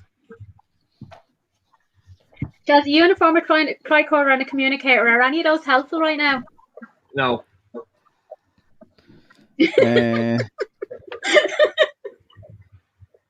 So using a minor action, Shaz and Robbie change position. Yep. So Let me drive this thing. all right, Robbie. So what's driving? Driving is control and what? Control and con. Control and con. Yeah. So give us a control and con with a difficulty. It'll take 2 rounds to get there, because of what's going on. So Difficulty of? difficulty of 1 initially, just to get going. Make that 0 because of my focus in small craft. Okay, roll for momentum. You can't generate momentum, so we need to roll. So you get to move off. You get halfway there with no problems whatsoever. Mm-hmm. All right. And as you and then okay. So is anybody else doing anything? Hoping I don't die. We could try and contact the wave rider again. I'll try and communicate with the wave rider just to see if we can get hold of them and if we can detect anything. If he can detect anything, or you. Okay. So I know he's probably rolls like that. so Antoinette, you can do that all right. So Antoinette, you can try and contact me on the wave rider. The wave rider. We are having a bit of complications down here. Can you hear us? For a start. This is John on the Wave Rider. I read you. What did you guys do? I'm flying a starship through an ionized atmosphere, and now I've got highly charged, not only ionization, but I've got chronotons floating all over the place. I've got my shields up, but they're, I'm barely holding on here in the atmosphere. I'm going to have to fly a lot lower to get away from what's going on up here. It's the same technology that I put into the interphasic generator. However, it seems to be influencing the atmosphere now. What did you guys do? It wasn't us, it was the Bajorans. It was. They have a deflector dish that's they're aiming at the interphasic generator dome. There seems to be sending pulses. Did Robbie push a button or something? Yeah, I may have suggested he push a button. It may have been the wrong idea. As I'm driving the Argo, I'm just giving you the stink eye through Antoinette's comm badge. All right, so look, there's plasma storms and all sorts of other atmospheric things going on up here. I'm doing my best. It's going to take me a few minutes to get to you. Anyway, he's using the transporters to reach Morgan. We have him. He's separated from us at the moment. I would not use the transporters in this. All you're going to do is scramble someone's signal. You wouldn't even be able to save him into a buffer. John, it's Rob. I've got 3 pattern enhancers on board. They're going to give you any kind of boost? Not in this atmosphere. No, I'm afraid not. This is the atmosphere will probably just drag the matter from the stream into it and disperse it across the planet. I would, even with pattern enhancers, I wouldn't recommend doing a transport in this. Okay, so we're on our own. So, in other words, good God, man, don't cross the streams. So I'll be there in a few minutes. Do your best. I'm seeing lots of activity across planet-wide. I don't know what's happening, but it's like it's activated the entire planet. Okay. So, guys, maybe we need to try and get the deflector dish and turn it off somehow. Is that our only option at the moment? What I did to it, there's no turning it off. There's just blowing it up. Okay. Yeah, Robbie's blown all the relays. To be honest, I'm surprised it hasn't blown already. Did we bring anything with us from the ship that's loaded onto the Argo that we can use? We packed an range, absolute ton. What about the Wave Rider? Does this have weapons? I mean, even if he can't come and pick us up, can he fire a couple of torpedoes at the deflector dish and take it out? I have a plan. What's your plan, Robbie? I have a micro torpedo launcher and 2 micro torpedoes. Torpedo lighter. I know you do. What are you going to do with it? I was just going back to me now. See, you're driving, Robbie, so you can't use it. Oh! So Robbie can't use it, so the other 3 have to argue to use it. Right, Robbie, make your second roll to get the Argo in. Okie dokie. Presence and con, or control and con, we said, sorry. Yeah. So 12. So this is where you are so far. I'm assuming terrain is getting more difficult and all that fun stuff. So yeah, and also straight ahead of you, you notice that because of the crumbling walls and stuff, some of the spiders have run out into the settlement. Does the Argo have any kind of defenses like Enterprise's hull plating where you can polarize the hull? It? Cool.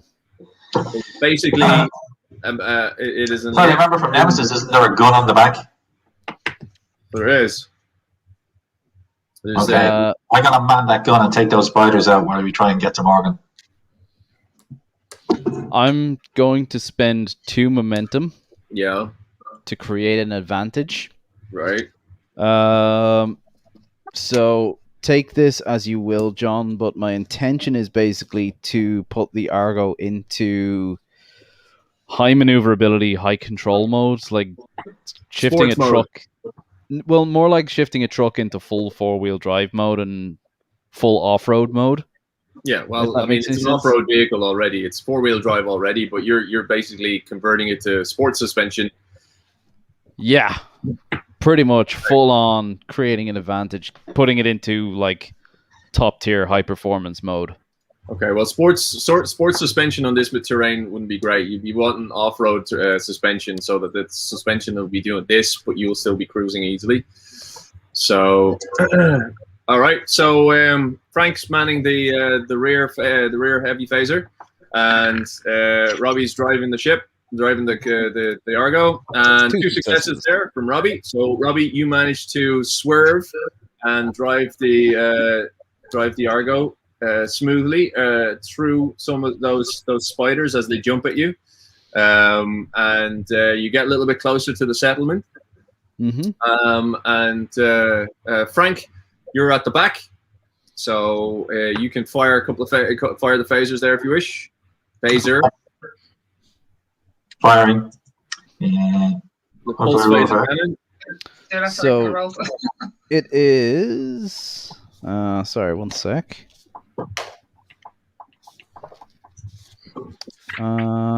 You are going for a ranged attack as control and security with a difficulty of 2. Control and security. Okay, let's see.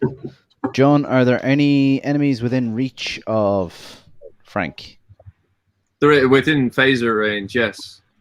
No, but within reach, as in within melee combat of him. Oh, no, because a couple of the spiders have jumped at you, but you know they've kind of bounced off the bonnet, and smashed off the side. You know they're not dead or damaged, but they've kind of like done that eight-legged freaks type of thing of yeah. You know. Okay. Control and security. Okay. It's almost like the spiders see you as foreigners and blame you for the situation. 2 successes. Fair.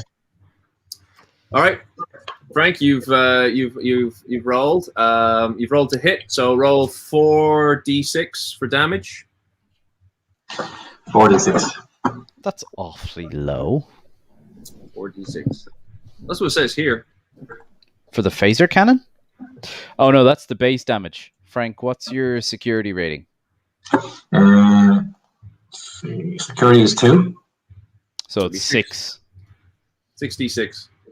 66. Okay. Yep. Mm-hmm. I need our little chart.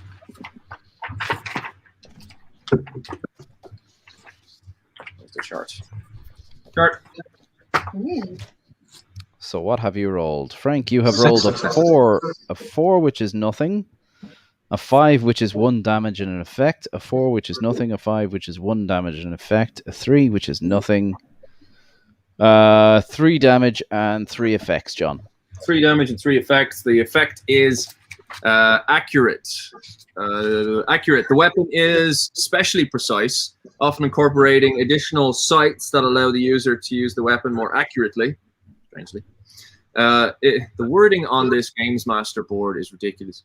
If the character performs the aim minor action, we did not, before making an attack with this weapon, then any number of the d20s may be re-rolled instead of the normal benefits of aiming. So, no benefits there, just 6 damage. Yep. So, 6 damage, which is 5 damage. So, that as you're driving fast, you've managed to hit one square in the abdomen. It's not dead, but it's severely damaged. I mean, it's not going to cause you any more problems right now this second. Right, Robbie, roll again for maneuvering into the middle of the settlement. Okie dokie. Control and con. 3 successes. Well done, Robbie. Robbie, you managed to successfully make it into the compound. And just as around the other corner, some other spiders are coming in. So let me do this properly. That guy's over there. This guy's trailing you. And you pull up. Morgan is not there. Morgan is there. You pull up just outside the assembly building.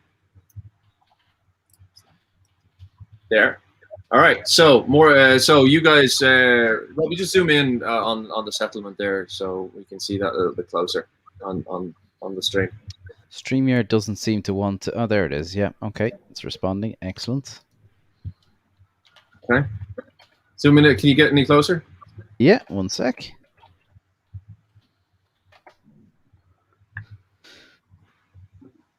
It's a bit like Blade Runner.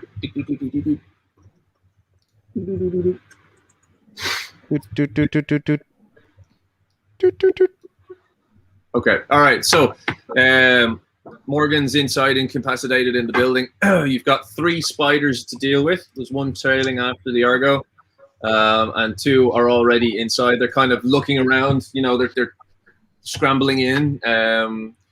They know that this is the source of something. They've been sent ahead as like soldiers or scouts or something like that. But the Morgan is inside, and you guys are all in the Argo. What do you do? We figured out earlier on the frequency to repel the spiders. Do we have a way to like emit that frequency for the tricorder or something? You or could. The Argo? You could definitely try that. All right. You could. You know, your tricorders could do, you know, a couple of meters.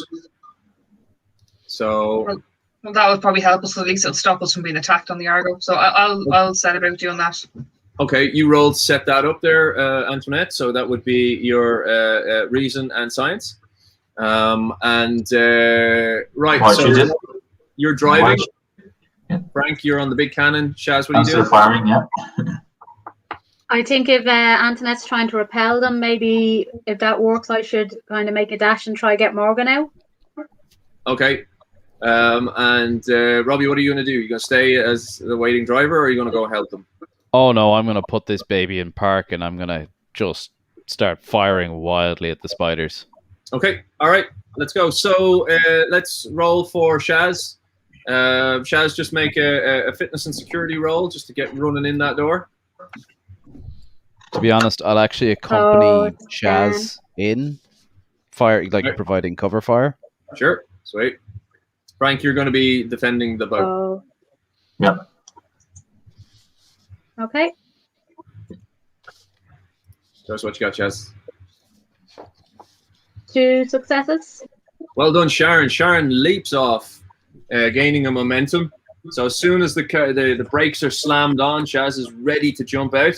So Flora Kristopher does an amazing kind of dismount. Denobulan dive.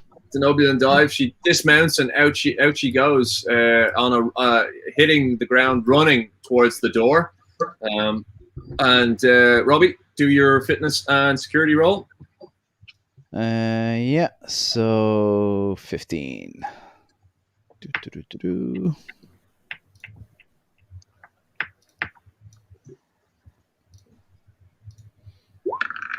2 successes. Gain the final momentum.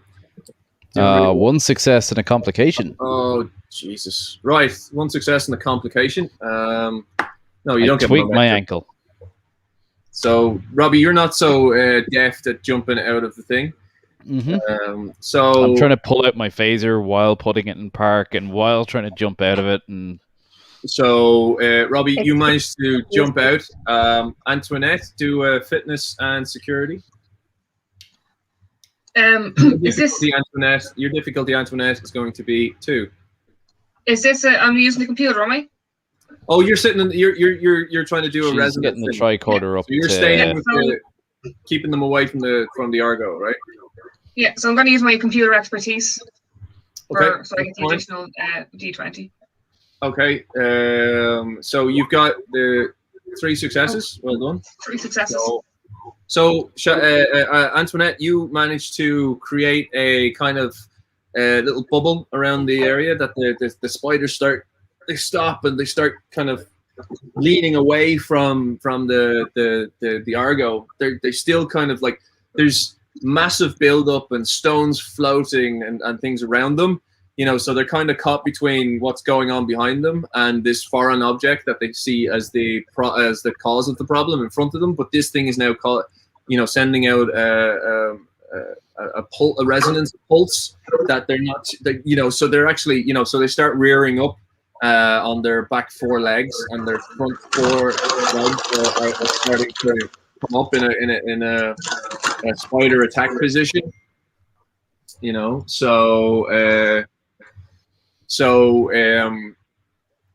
yeah, so that's what's happening outside in the car, and you guys are running in. So Robbie, your complication is one of the spiders runs around the outside of the bubble of the car and meets you at the door. Okay. Oh, we want to go melee with this bad boy. So, Shaz, you make it because you were so successful. You make it inside the door, and you're barreling down the corridor. So, Shaz is on her way in. She's not quite at Morgan yet, and the boys are Frank's at the outside, and Robbie's about to tackle a spider. So, Frank, there's a spider about to leap at you. So, what do? Pass the hell out of it. Okay, you shoot the spider. Go ahead. Alrighty.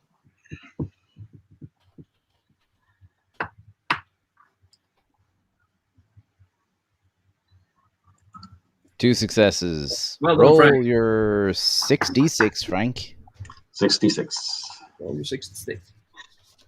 You would have gained a momentum, but you've got your maximum momentum. No, ranged attack is a difficulty of 2. Oh, is it? Right. Okay. 6. So 1, nothing. 2, 3, 4, 5, 6, and 3 effects. You didn't aim. So what's that? 6 minus 1 is 5. Same as the last time. Frank, you put a big hole through the spider, knock about 3. Take 3 of his legs off at the abdomen. He's not dead, but he's not happy. And he kind of crunches into, you know, that kind of spider thing and skitters off to the side. There's another spider just outside the resonance pulse. Antoinette is sending out with her tricorder. Okay, and Robbie. I'm gonna kick this dude I'm gonna just kick this spid to death. Cool, but he gets to hit first. Ah, well then it's an opposed attack roll. He gets to hit you first. So it's his control and it's his daring and security against my daring and security. So his daring and security is 10. I'm going to go 10. I'm gonna spend 2. Yeah. All right. What are you spending, Robbie? I'm gonna spend 3 momentum. 3 momentum, 2 dice.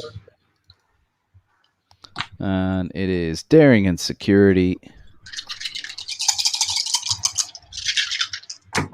Mm-hmm.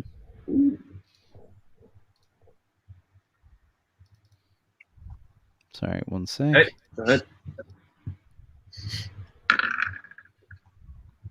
Oh, 20, 20, and 20. 3 complications and 1 success. Well, holy shit. 3 Do you already complications. let you re-roll the dice, Robbie? That Do you have is a any determination good left, I point. think? I am going to spend a determination Yes.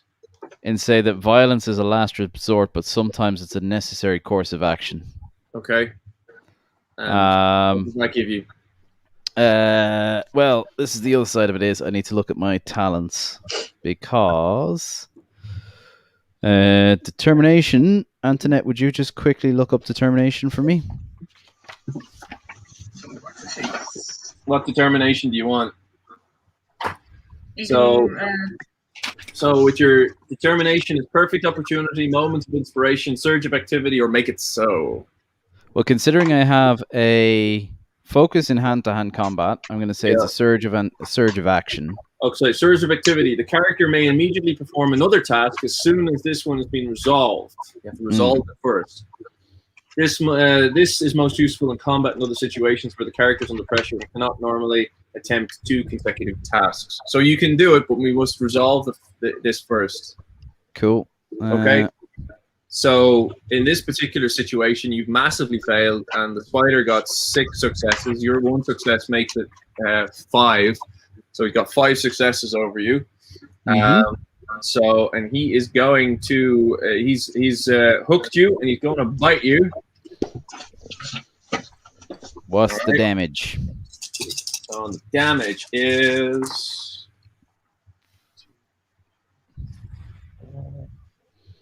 2, 4, 6,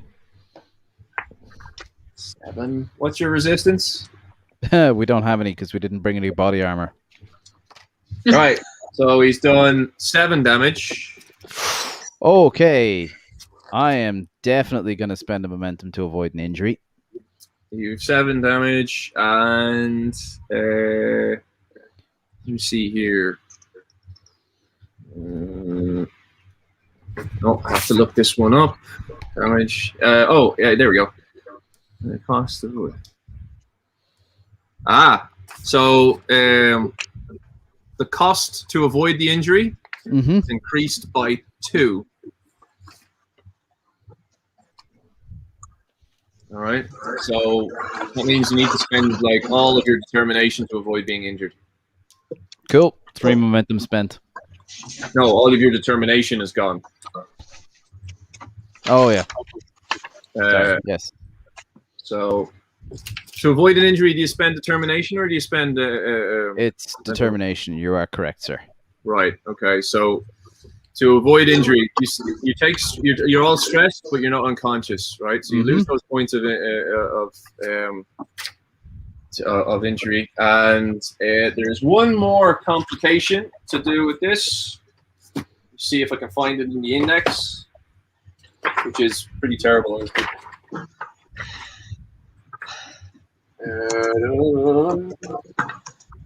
I wasn't expecting this. Damage effects 178, 179. There we go. Damage effects area 10 knockdown, piercing, vicious, good charge. You looking for poison? No. If the character attempts a non-lethal attack with this weapon, the weapon is designed to be lethal. The character attempts to make a non-lethal attack with this weapon. The difficulty of attacking is increased by 1. So you're okay. Right, so you've avoided injury. However, you are super stressed with damage. All right, and the spider has got its guys 1 up on you. Right, so you get to do an opposed roll against it again. Yep. So this time I shall spend again 3 momentum. 3 momentum. 2 hopefully dice. It doesn't absolutely bone me this time. All right. Okay, that's much better. 3 successes. 3 successes. So you beat him. Okie dokie.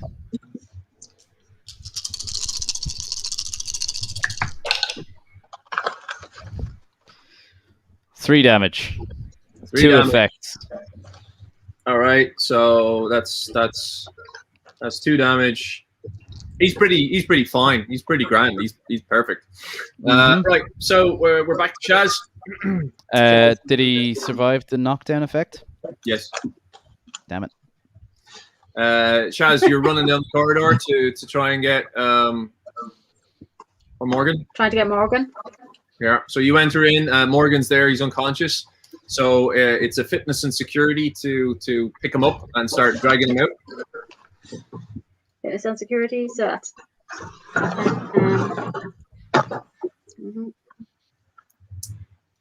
Frank, start queuing up your next shot at the spider behind you, or the other spider that's. 1 success.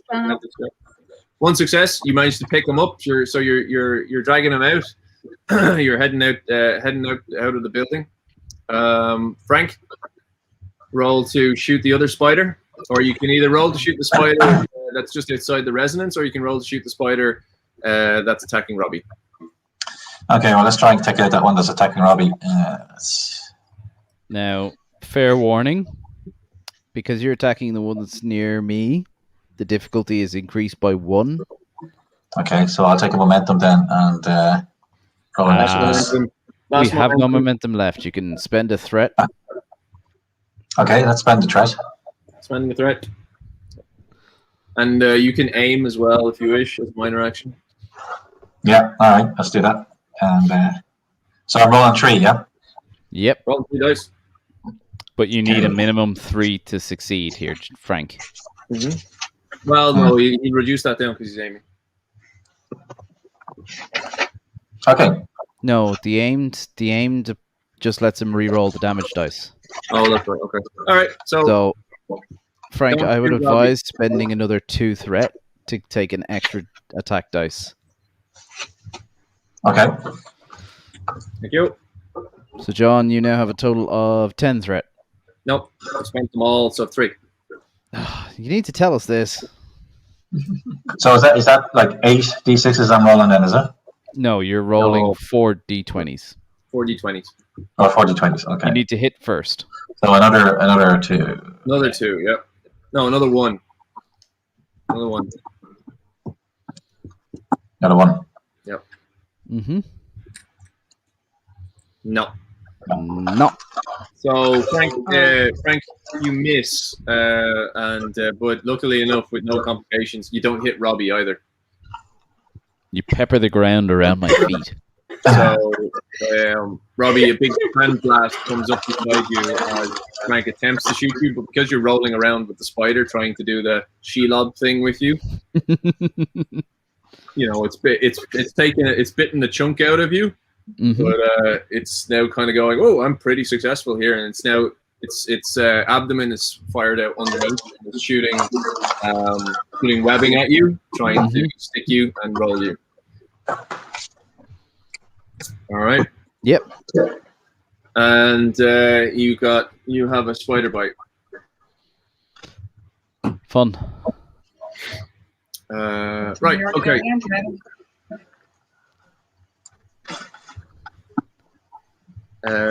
Right. Okay. So next round, my spider gets to go, and he's going to spend this. Ooh, okay. Opposed roll, Robbie.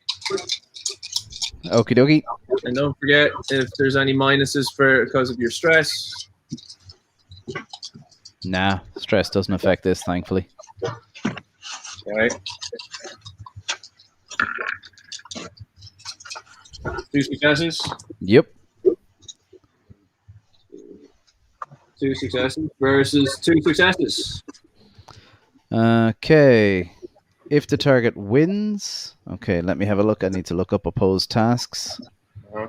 Because I think I get the advantage because you're attacking me, but I could be wrong. Opposed tasks, 82. Stop rolling dice.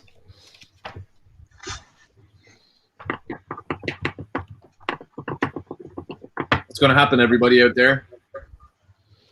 Everybody in the comments. I was thinking, what do you think? How's Robbie going to do?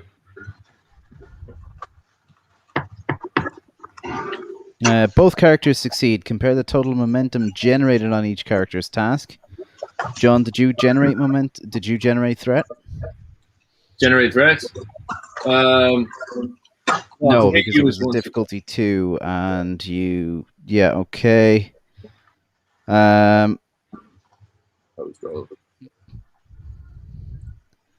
You are the active character. In the event of a tie, the active character wins. Woo!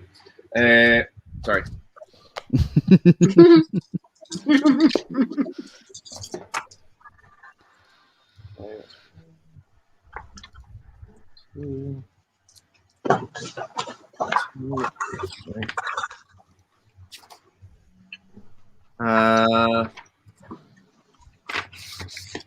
Okay, so you get 2 damage, Robbie.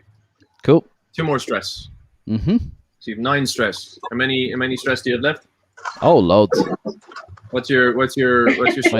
My total stress is 18. I'm still good to go. Right, so you're halfway there. Right, my uniform's torn, and I've got like the curtain tears up with the bloody strips going down. But like I'm in it to win it. You have a bite mark as well, so you're okay. You're all good. So Shaz, you make it to the door. Outside the front door, you see that Robbie's in a tussle with a spider. A spider's got him. You've got Morgan around. You're kind of dragging him. He's conscious enough to allow you to a foot now and again. So you're not exactly having to fireman carry him out or anything.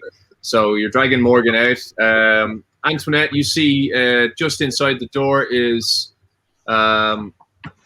Sharon with Morgan over her shoulder.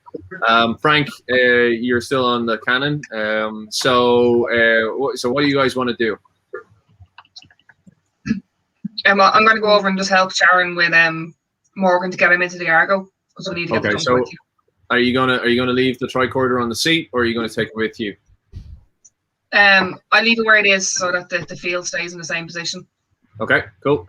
Put the tricorder down as minor action, and you jump out. So fitness and security there, Antoinette. 9.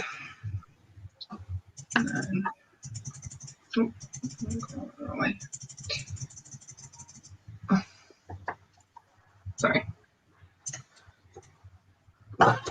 9. 2d20. 2 successes. So Antoinette, you. I rolled too many dice. Sorry, I rolled too many dice. Actually, John, let me. Oh. I'll just roll again, so it's only 2. Like I was like, you've no momentum to spend. Yeah, 1 success. 1 success. Okay, you don't deftly, but you manage to get out successfully without hurting yourself, and get over to the door to grab the other arm of Morgan and start bringing him back towards the Argo. So Shaz, just make a fitness and security, just to make sure that you're still standing on the fatigue of carrying Morgan. Okay.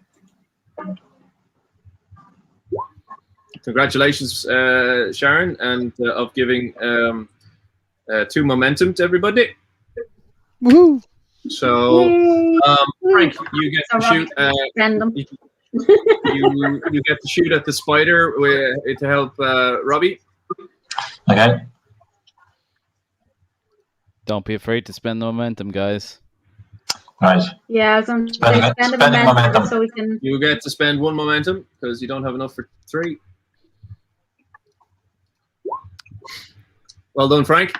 So 2 successes there for Frank, and didn't quite make it though for the 3 successes you need to help Robbie since he's in melee. So another blast of sand goes up and over you, Robbie, as you're tussling with the spider, as Frank attempts to shoot but misses both of you, luckily. Mm-hmm.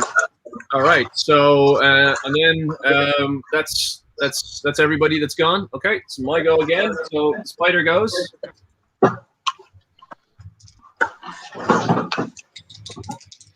Right, an opposed roll, Robbie. Daring and security. Oh, what has happened to my character sheet? One sec.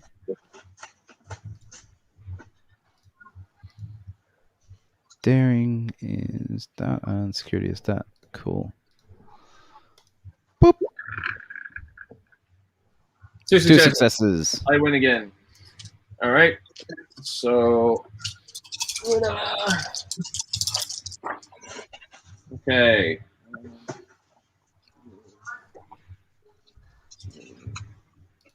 Take 3 damage. Mm-hmm. Okay. All right. So that's Robbie. So we'll go with Robbie. You get to go now. Yep. I am going to disengage and jump in the Argo, seeing that Sharon is coming with Morgan and seeing Antoinette. Okay. Do your best to disengage. Roll to disengage. Being that it's a minor action, it's just movement realistically. As I'm not engaging him in combat, there's not actually like a disengage action.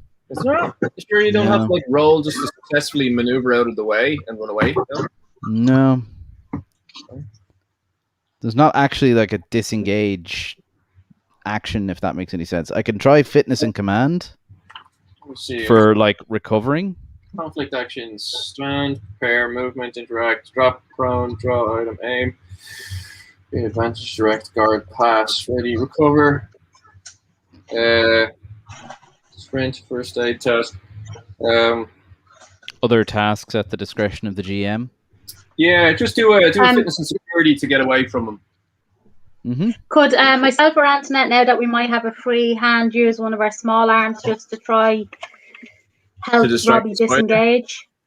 Yeah, you can do that. Okay. Roll 1d20. It would be still a ranged attack, so it would be control and security, Shaz. We're saying fitness and security for me, John. 12. Yep. On 1d20, yeah? 1d20, yeah. Okay. So it's 2 successes from me. Yeah. And a complication from Shaz. Okay, Shaz. As you try and pull out your phaser from your pocket to help Robbie, you drop it and fumble. So, Robbie, you managed to get away from the spider and drive back into the passenger seat or the driver's seat of the Argo. Mm-hmm. Shaz, Antoinette, you guys managed to drag Morgan over and flop him into the back seat. And so, Shaz, you have the option. Do you want to try and pick up your phaser, or are you going to just go fuck it and get going? I'd like to try pick up the phaser. Okay, so that you're going to have to run back to it, and there's a spot in your bike. John, as she starts to move, I'm going to call out, don't bother, there's a rifle in the back. Just pick that up and use it instead. Fair enough. Turns out I don't need my phaser, despite being the only thing I have. So, we're just taking a note there that Shaz, you've lost your personal hand phaser. I hand her mine. It was my type all 2. I had. Just gave me nothing else. You can have my type 2 phaser. Okay. So you managed to we just use the Argo, and I'll put you guys just to the side for a second. Yeah. So you guys are all in the Argo. I'll just put the character sheet with the tokens to the side.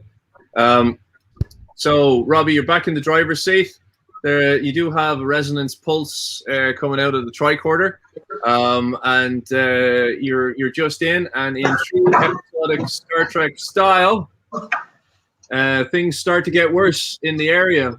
As everybody boards and you do a UE in the town, you see that the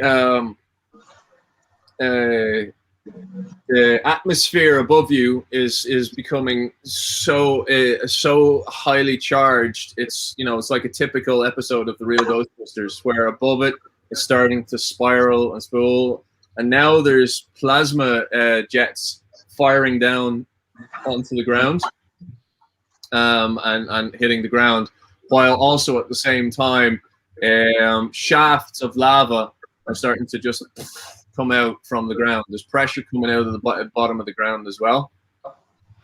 And just outside the settlement, you zoom out there, Robbie.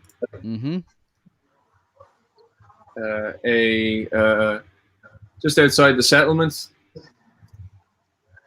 a plasma storm appears.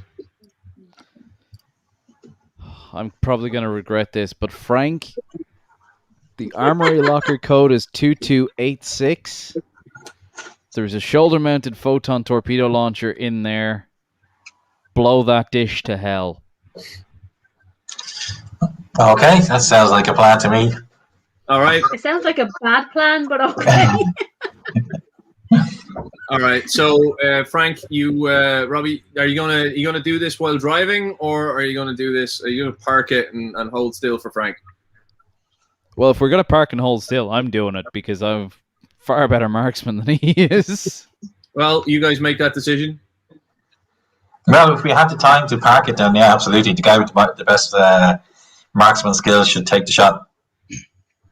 How much difficulty would it add if we were moving? It'll add 1 difficulty to if we're moving, and we only have 2 rounds. And do we have any momentum left? 1. Park it. Take the shot, man. I'm gonna get us like to the edge of town here, John. First, Yeah. like basically just get us line of sight to it. This is the building. Yeah. So I want to basically just do. Hang on. You want to park over here on top of the spider?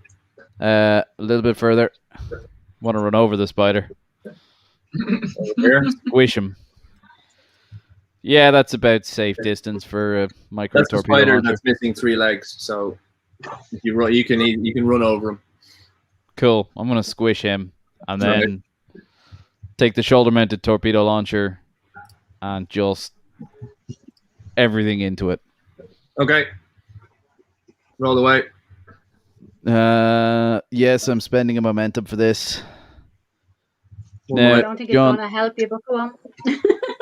I need you to give me a base challenge dice damage rating for this weapon. Considering a Type 3 phaser rifle is 4 challenge dice. Yeah. Like this thing would be like, because it's a mini torpedo, it would be 8. 8 is the base. Yeah. I like that idea. Okay. Is there anything we can do to assist Robbie? Keep the spiders away. Yeah, pretty much. Okay. Ranged is control and security 15. 1 success. Oh dear. You miss. However, bearing in mind my focuses and my talents, John. Yeah. So again, bear in mind my focus is a range of hand-to-hand weapons. And one of my talents is fire at will. That's hand to hand. You're not going up there and manhandling the. No, ranged weapons of a wide variety. You do have that as part of your thing. It's one of my focuses. Okay. All right. You get an extra success. Still not enough. And aggressive negotiation. Fucking hell, bro. You miss. You've won It's a torpedo. very aggressive negotiation, though. You have a torpedo left. You can either stay there as things start to get worse and worse, more and more spiders start to appear, or you can tell Frank to start driving and then try and take the shot from moving. Frank, you're gonna drive us out of here. I'm gonna shoot from the hip with the next one. Okay. So am I rolling for driving then? And all the time as you do all this, the plasma storm is getting closer. Mm-hmm. Okay. So I'm driving. Frank is in the driver's seat now. What am I rolling? Con and control. Control and con. Control and con. Okay.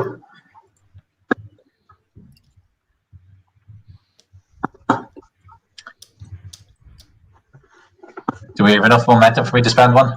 You have Nope. no momentum. No. Okay. You can spend threat though. 1 success. So Frank is able to drive the Argo, no problem. In a straight line. He's not going very fast, but he can drive it, so he can move it. So you can either go. Where do you want to go, left or right? Well, he's the marksman that has to take the shot. What way do you want me to go? Keep me line of sight to that tower. Okay, I'm keeping him in line of sight. That's my direction. You're driving into the town square. Basically, I'm gonna wait till we're on the other side of it, John.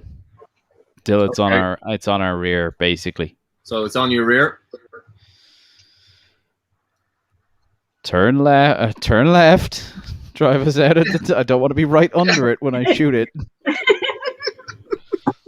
All right. I'm going to take this turn to use the aim action, John. Okay. The firestorm is getting closer. Mm-hmm.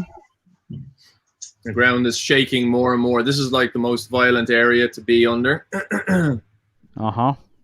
Frank, roll Did you again. get the exo This drive? time it's difficulty 2 for the location where you are at the close to the epicenter of the thing. So you're rolling to stop the Argo from turning over. You're Feel also free. sluggish because you've got 5 people on board. Feel free to spend threat. Okay, spent. One you want to threat. spend? How many do you want to spend? 1, 2, or 5, or 1, 2, or 6? Sorry, 1, 3, or 6. Well, it depends on what we have to spare. Any recommendations on that? Doesn't really matter. He's got bugger all threats, so. So one threat will give you 1 dice, 3 threat will give you 2, and 6 threat will give you 3 dice possibilities for success. Okay, all right. I'll take the 6 then and roll for 3 dice. Copy that. So you've got 5 dice to roll. So roll 5 dice to get 3 successes.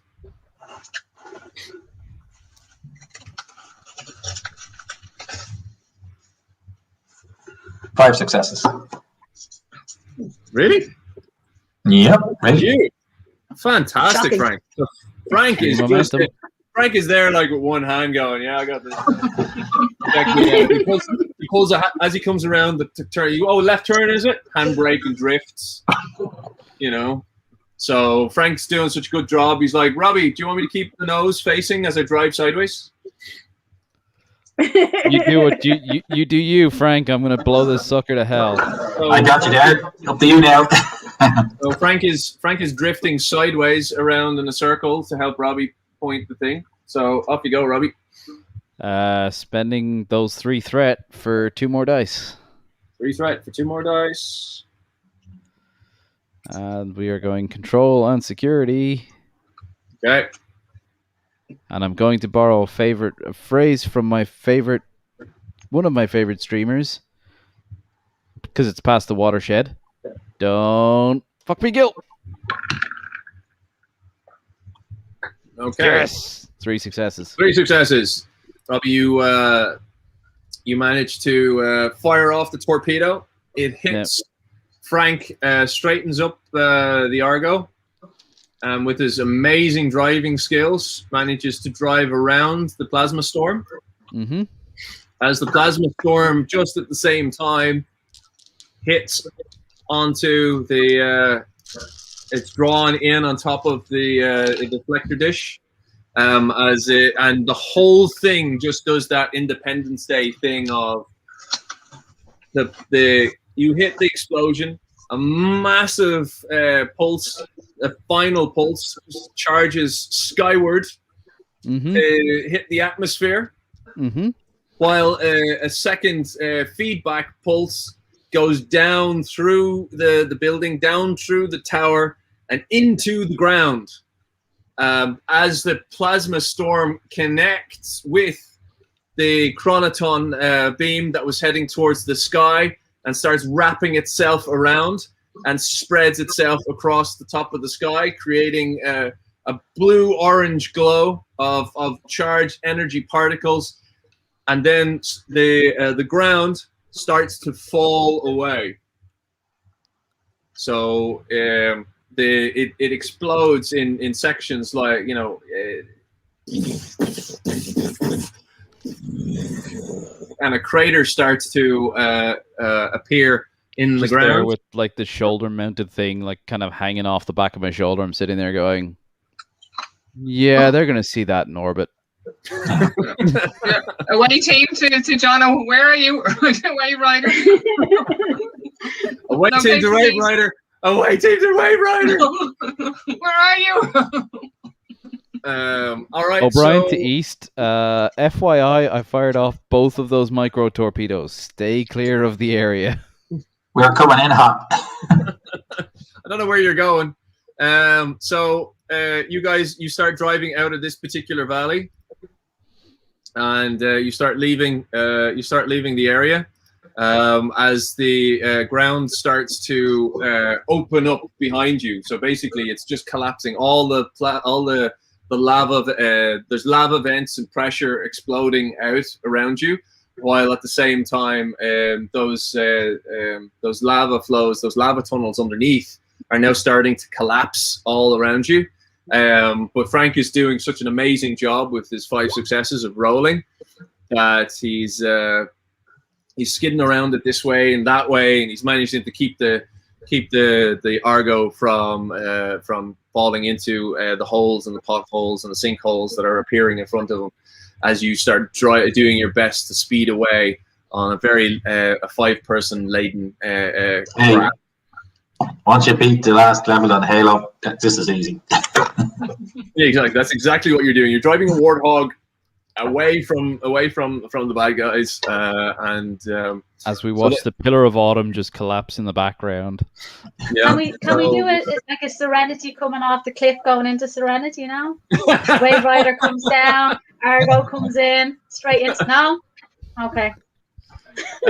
So with that, and we're 20 past 9. So I think that's a good place to leave it. That's an exciting place to leave tonight's game.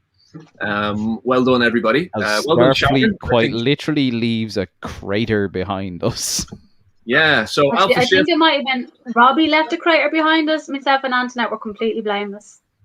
I'm just saying. No, clearly not. She gave me the idea. She said, Hang on, you have "Stop blown it." up everything. I have plenty of ideas. Everything you've blown up. So, Robbie, you successfully blew up the Cuchulain in the pilot episode. And I didn't do that. The Klingon did that. right, okay, yeah, sure. Well, I didn't make it any better. So, the next episode of this, I will organize. We'll have to talk because I believe we're at this point where in the next installment of Star Trek Cuchulain, we will be jumping back to the ship, and we will be having an adventure with Beta Shift since we've managed to come to that story point.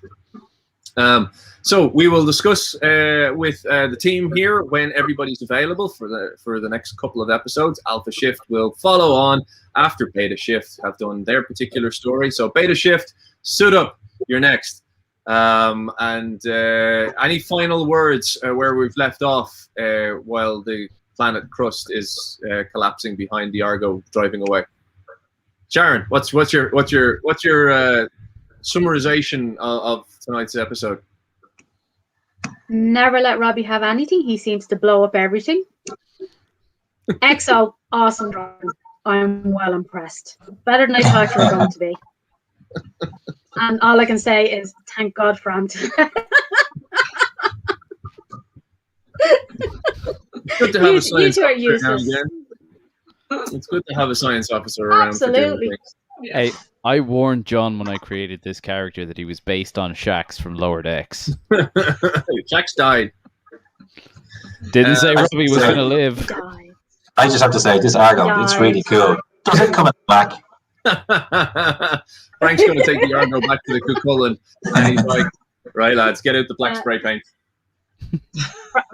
Frank's doing Tokyo Drift around the corner. Frank is totally doing Fast and Furious over this planet as it's collapsing behind him. Frank, what's your what's your summarization of tonight's episode?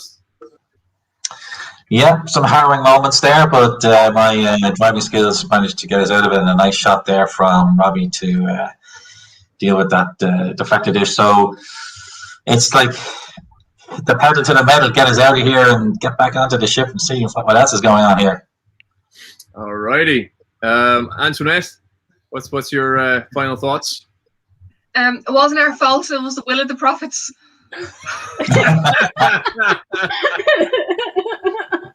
It was all planned. It was all planned. Predestined. It's a predestination. The Cisco made us do it. Don't forget that Benjamin Sisko at this particular time is at Utopia Planitia Yards.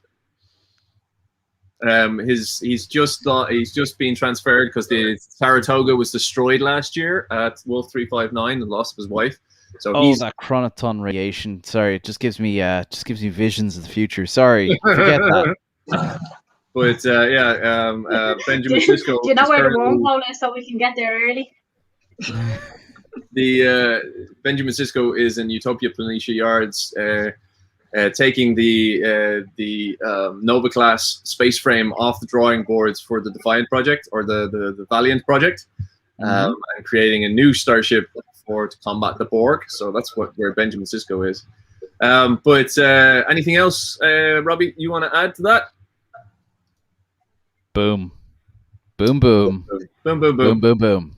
That's Robbie's summarization of what happened tonight. Boom. Right, Robbie. No boom today, but there's always a boom tomorrow.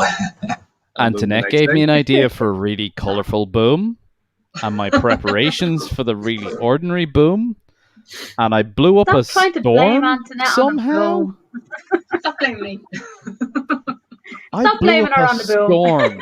How do you blow up a storm? I blew up a storm. I think Not as you good as blowing up a planet, attracted. but okay. I think you attracted the storm to the mess that you made. Still blew up a storm. So, so with that, guys, I think we'll leave it there for tonight. I think that was a pretty exciting end to tonight's episode with Chronoton energy being sprayed across the atmosphere. Of course, my character is sitting in the Wave Rider going, "What the absolute fuck have you done?"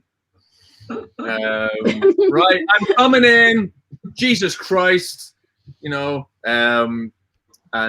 So yeah, I'm the Wave Rider will be on its way to you, but it's like if you imagine what the visuals you've seen in Voyager and Deep Space Nine of the Badlands, that's happening on the planet. Thanks, Robbie.